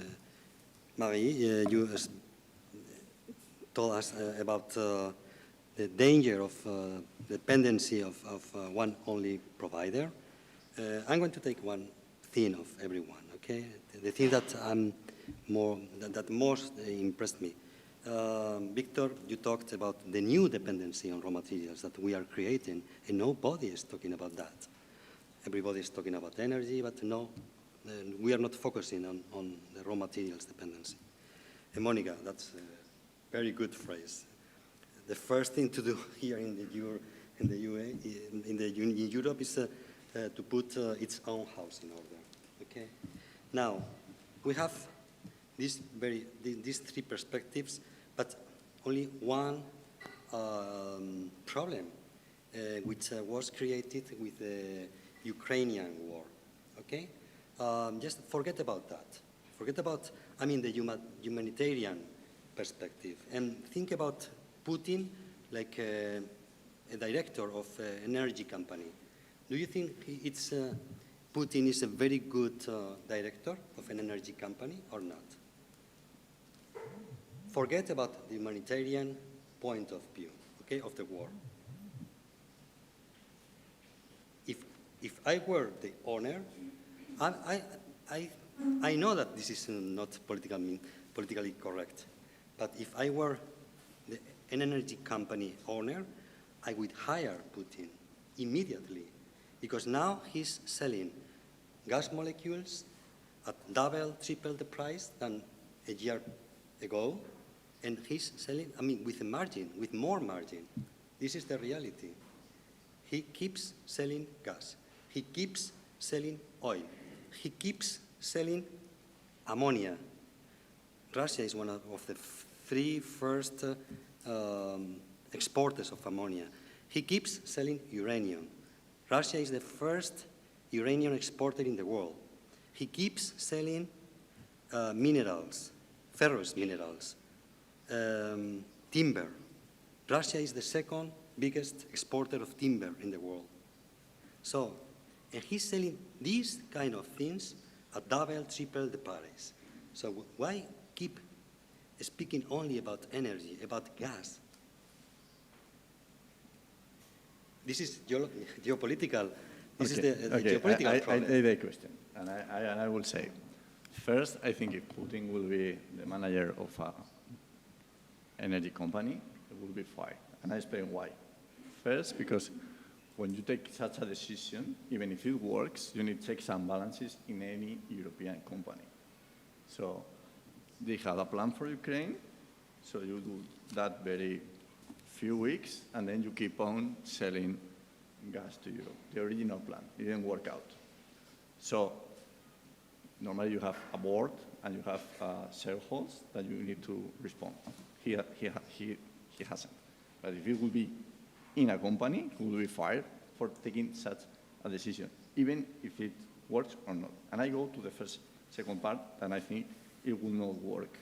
And I say why. Because income depends on price and quantity. And of course, how long are you selling that? And in the short term, okay, prices were very high. And the quantity, you keep on selling a little bit, less than before, especially to Europe. But you, in terms of quantity, you are decreasing that quantity. And Russia is not a perfect substitute for European gas. In terms of gas, we can go to nuclear and other parts of the energy products that Russia is selling. So if you take a longer perspective, I even think it's going to pay out the decision. So if I take this framework of your question. Also, Europe and other parts need time to adapt, especially Europe, because we decide not to take Russian inputs into our markets, into the extent we can do such an adaptation. The longer we have the time, the easier to make the transition from Russian inputs. So, of course, in nuclear, we don't have sanction on nuclear, on Russian nuclear inputs, but we have in oil, we have in gas, no sanctions. We decide to voluntarily move away, and in some other products, we see it as well. So in terms of the financial income from Russian state, I will not put my money that it will pay out in the next years. They are doing. They did much better than it was expected. I grant you that. But I'm not sure it was a good decision in economic terms.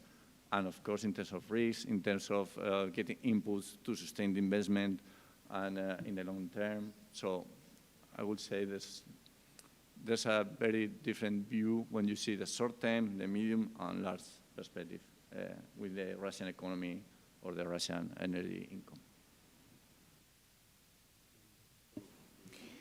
So thanks for the provocative question. And Victor, I'm just going to complement some of the things you say, because I agree that the main crux of the question is the short versus the mid and long term. So going to the mid-term, picking up on 2 points there. So I think that really the mid-term is where the gamble goes wrong. And partially that's because replacing the demand that came from the EU, where you had those established pipelines and established connections, was a huge share of Gazprom's offtake market, is not that easy. So Russia has this one pipeline to China. They've been talking for years about putting a second pipeline in place. It's not happening up till now. China still has the power in that relationship, and it's not happening. It's not immediate for Russia to be able to replace their pipeline demand of the EU with another off-taker. And when it comes to LNG, precisely I think the midterm is where all of it happens, because of this huge increase of demand for LNG last year, which was already building before that. What's going to happen is that in about 5 years, there's going to be a glut of LNG on the market. Prices will plummet, and therefore Russia will be affected doubly through both channels. So I would agree, I think, with Victor's assessment here. Well, for me, it's very difficult to relate to the Russian discussions and decisions and treat them as good in some way, because it's very emotional debate, not only in Brussels, but also from the country I come from. Alexandra kind of shared our Polish perspective. We've been warning about Russia for years. We've been saying the Nord Stream 2 is a major mistake that the EU is making, and it just turned out true in the end. So I can only say this. I think that the Repower EU is doing what it's supposed to do, is decreasing our dependency on Russia, and it's just the right thing to do. And not only from the moral perspective, but also for the economical. If it's paying for Russia, well, okay. I kind of accept this harsh reality, but we need to think from our European perspective. I don't know if there's any questions on the public or online. Okay, here, and there, whoever.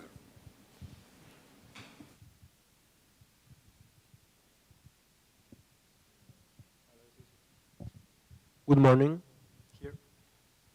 Well, this question is to all, but maybe more specifically to Victor, but we'll see.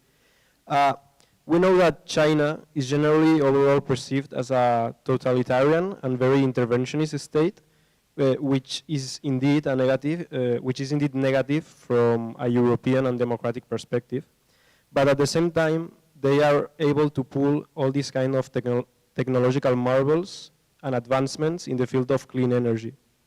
So my questions are, how can a free and democratic organism, such as the European Union, keep the industrial and technological pace with a country like China? Should we keep a commercial war with them like the United States did in the recent years, or should we try to approach them? And if yes, how could we approach them? Thank you. Thank you.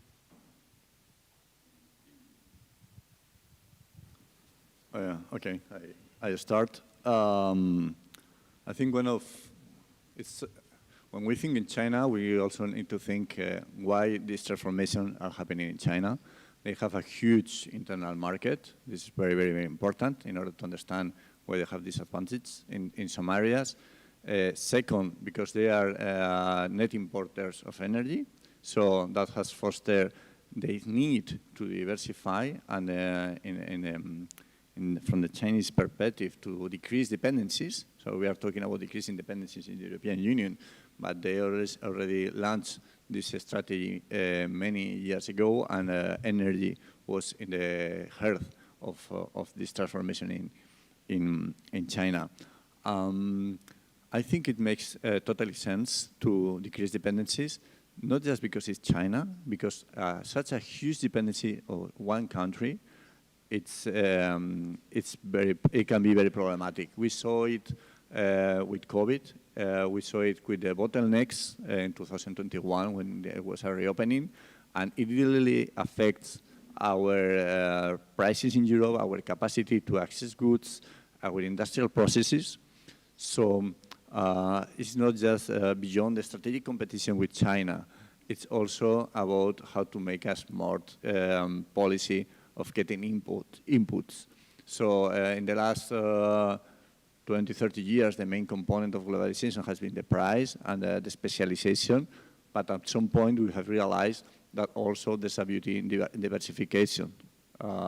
And just for going beyond some discussion about taking some jobs back or take reindustrialization back, that it can be argued and discussed about it, because it's not so straightforward that when you do this kind of policies, you have a reindustrialization, at least in terms of employment back home. So I would say China has very important policies that we should not make a clean break, because they have the prices, the components, and I would say it's impossible because of the dependencies we have. But it makes sense to decrease that dependencies and diversify. So if any event, environmental, any crisis, not just geopolitical one, environmental one of any kind, you are not so exposed to one economy. So that would be my approach. So thanks for the question. Perhaps just to add to that, I don't think that it's in anyone's interest to start a commercial war with China. And that's for multiple reasons. But let me add here the climate angle. When the US kind of intensified their conflict with China, let's put it in soft terms, what ended up happening is that climate negotiations between the two largest emitters in the world blew up for a year. They did not speak. Kerry is now, or yesterday, over in China for the first time in a year, speaking to China. And so I think that for many reasons, and Victor alluded to this as well, a commercial war is in no one's interests. And so I think it comes down to essentially the change of rhetoric, but rhetoric matters, that von der Leyen managed to push through the G7 a month ago or something like that. It's not decoupling, it's de-risking.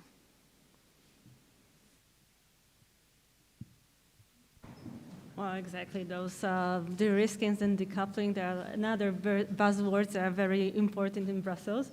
And I think it shows a huge change of perspective. So I think no one dares right now to talk about China in the enemy terms, or even competitor. It's not the word that it's so easily used as more of the partner for so many reasons, but especially that we need what's produced there, and it's a mutual benefit, right? So it's like China produce solar panels in a competitive price, the EU install the solar panel.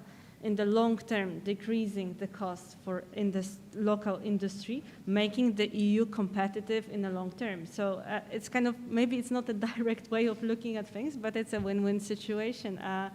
And well, dependencies, it was explained twice. It's not the same to be dependent on gas, and it's not the same being dependent on the solar panel, because solar panel will work for years. And yeah, so this is the major difference. Thank you. There was another question just on the third row. Thank you. My question is similar to the last one, but my idea is basically on the EU perspective of things. And we all know how that exists is areas of influence and so overcome of another country.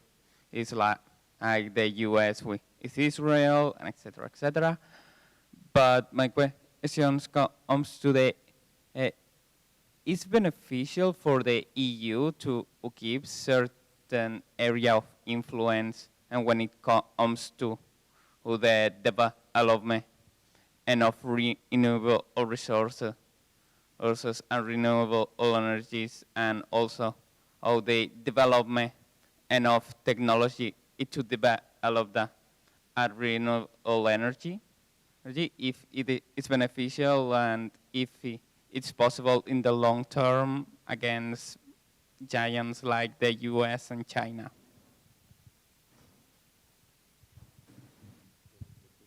Sorry. The question is for all the panel, or just for Monica? Or?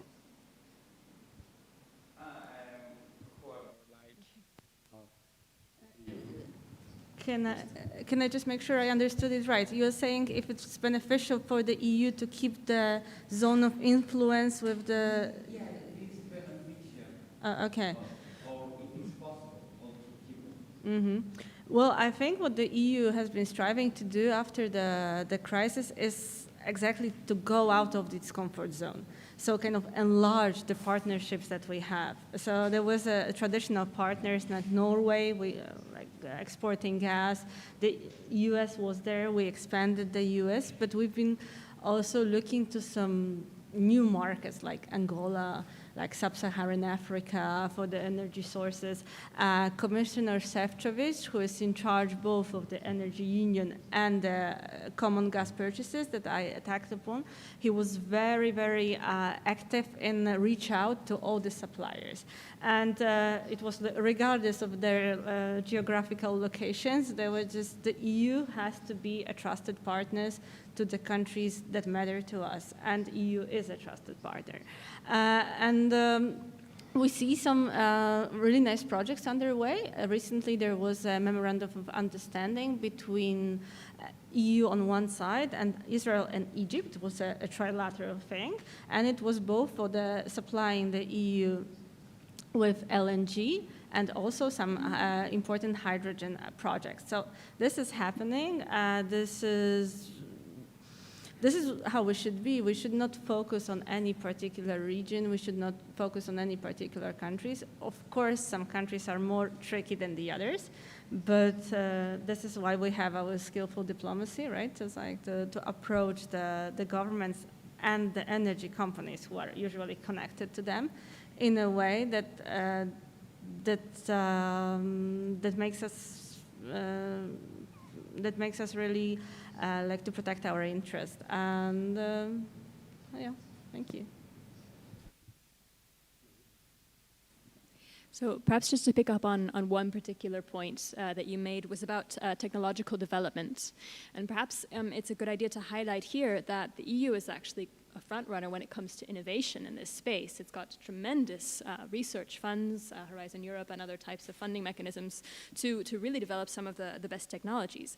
What the problem that the EU is often experiencing is that to get beyond that phase, to get beyond the phase of that pure technological innovation and get it to market is where it gets really difficult, and getting the investment in place to get it there, right? And so I think that this is a point of attention that the Commission is working on, and in general is in the kind of the center of attention right now.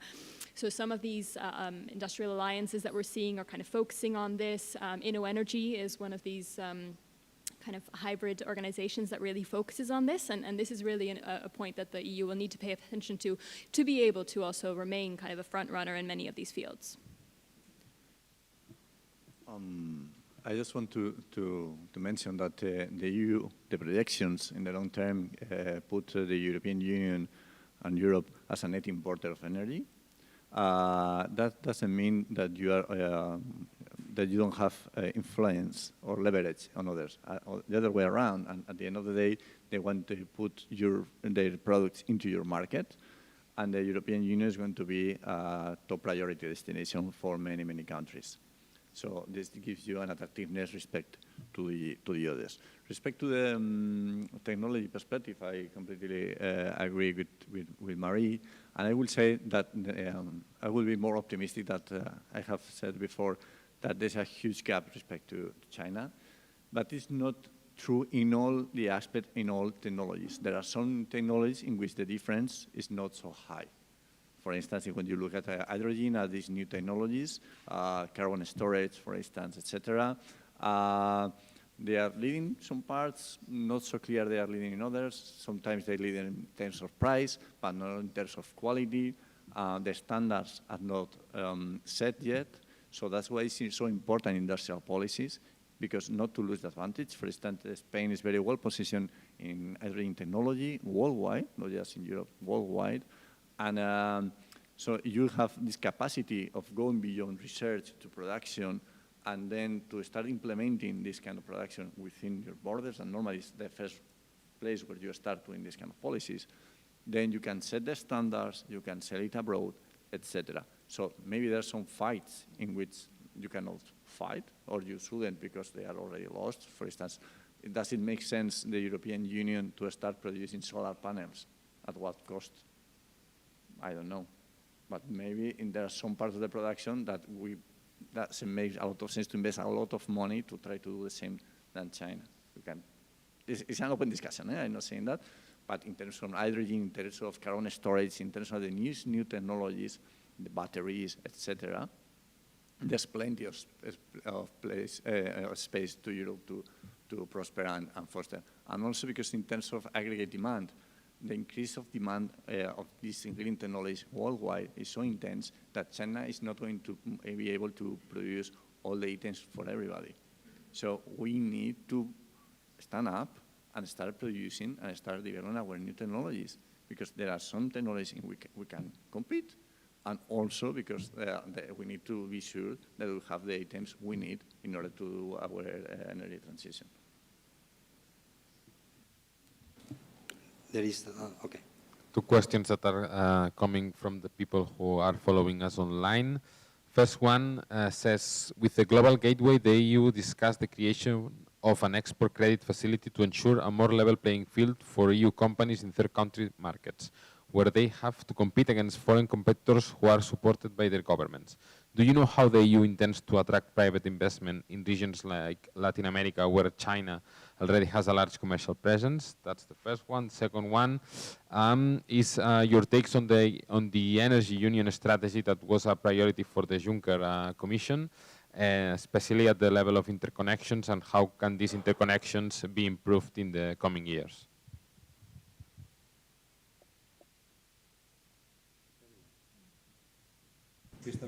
Yeah, I can go on the second one, because I specialize more in the internal market of energy. So, so indeed, there's a target for the interconnection in Europe.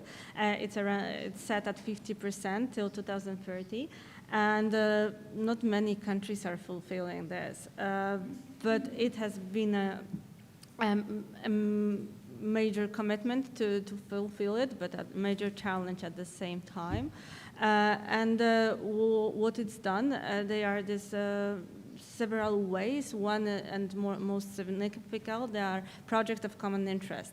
So there are projects that are between the member states. They pull the resources together and they come up with the project that has to be vetted by the European Commission and funded, of course, to some degree. And these are the way to create a physical infrastructure that would make the internal market of the energy happen. There are also the projects with countries outside of EU. They're called the project of mutual interest. So this is the same mechanism, but the partners are different. So all this is happening. Of course, we are waiting for the project between Spain and France to come online in 2028. This is one of the major examples of such effort. And we have, in different countries, we have several things. There are some geographical areas in Europe that are still lagging behind. It's not only the peninsula. The triangle between the Hungary, Austria, and Slovenia, there's also a way which we would think that the borders are close to each other, that would make sense to integrate the electricity grids and the electricity market, but for some reasons it's not happening. But those risks are well mapped. Now we just need time and resources to fill this gap.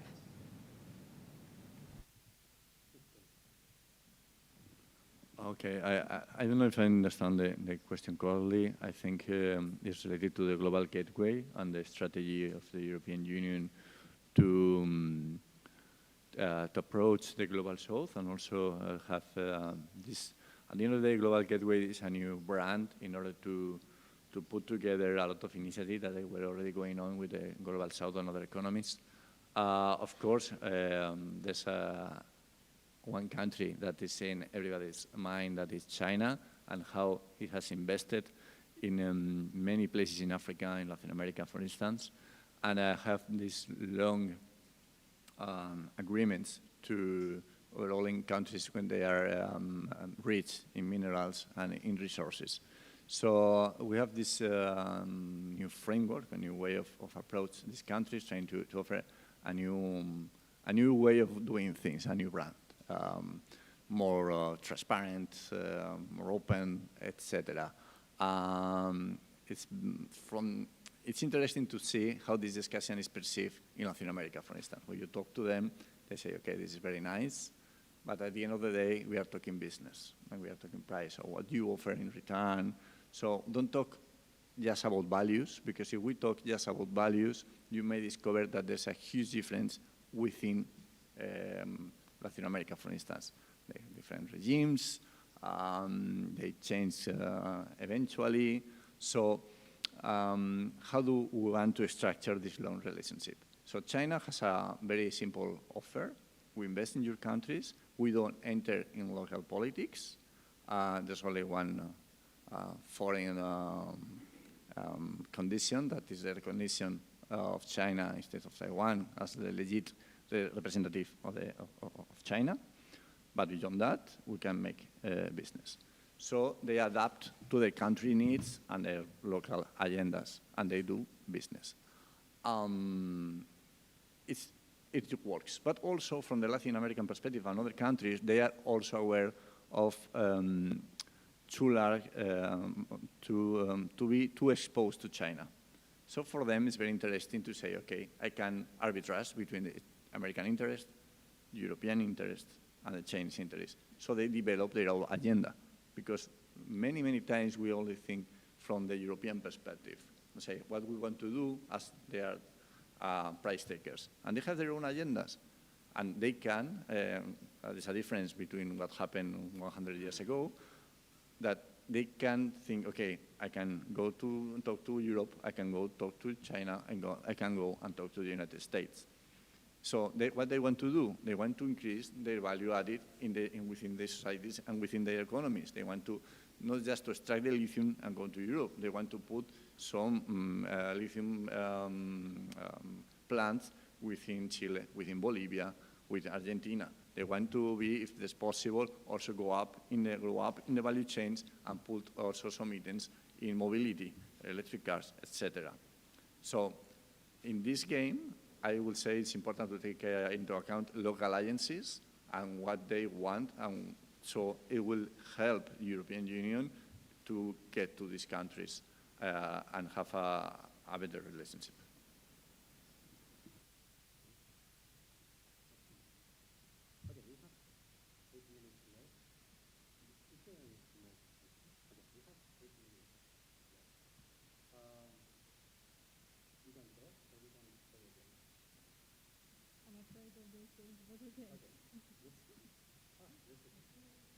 Okay. So let's play a game. Okay.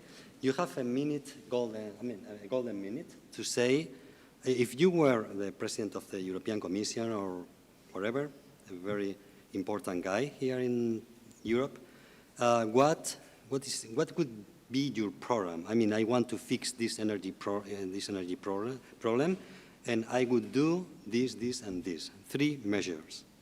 And you have a golden minute to say that, every of you. And then you can say, oh, if you say that, it could create quite a lot of problems of inflation or whatever. If you do that, or I can do that too. So let's start with, who wants to start? 1 minute, 3 measures. Well, for me, it's easy because I already have my 3 measures in my speech. So basically, I'm coming to you, my dear voters, with this is my program as the president of the European Commission. I would create a real market demand for energy sources. I would create a physical infrastructure for LNG and interconnectors of the electricity grid. And my 3rd measure would be stronger energy market integration. And with this, I think the big share of the EU, the problems on the EU energy market would be solved. Thank you.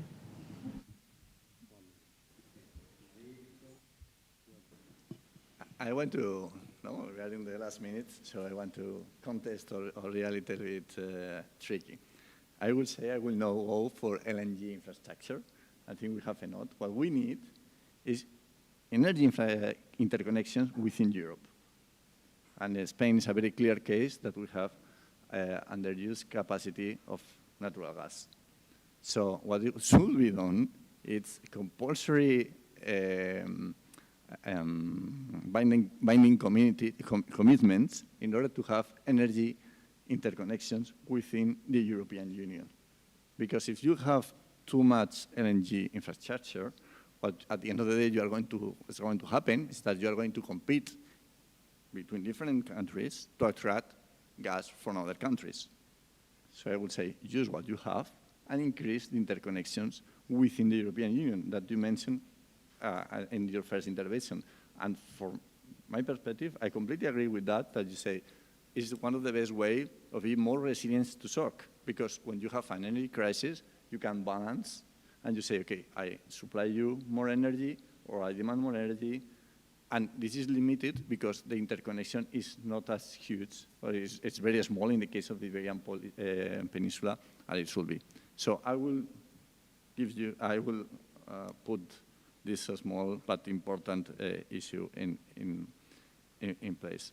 My second point will be in favor of industrial policy, but industrial policy only if we have a European budget to sustain it.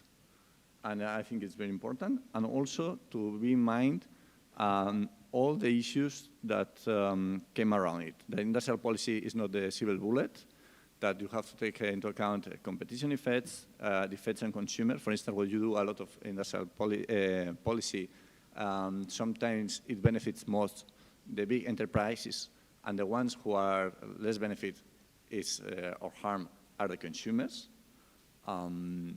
So there's also, you need to have in mind the fiscal sustainability of this kind of policy in order to be competitive in this. So I will be And I think I would just say this: interconnection and industrial policy, taking into consideration all the issues and around it.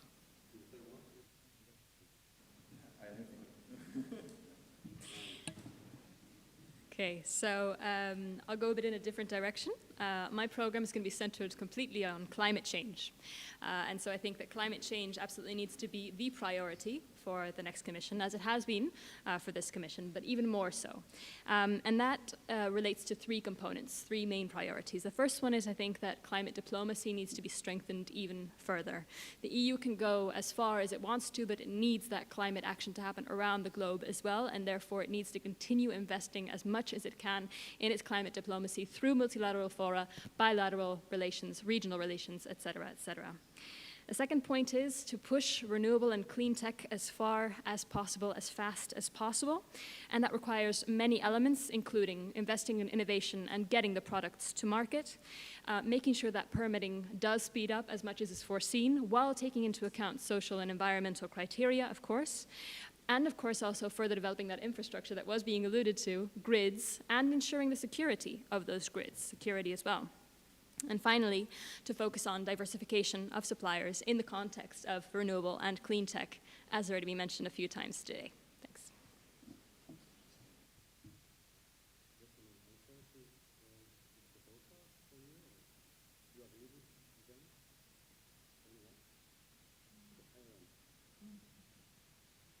I don't agree. Interconnection, infrastructure, interconnection. This is going to take so much time that when they arrive, the problems could be others. Climate change, does it include nuclear? Not nuclear? I said clean tech. Hmm? I said clean tech. Clean. Yes, which clean tech. could be interpreted. Clean is so ambiguous that it doesn't mean anything. So are we speaking about nuclear or not? Are we speaking about the renewables or not? Yes? So I mean, at this point in time, I said clean tech precisely on purpose, to Okay. leave the ambiguity so that both can fit within that category.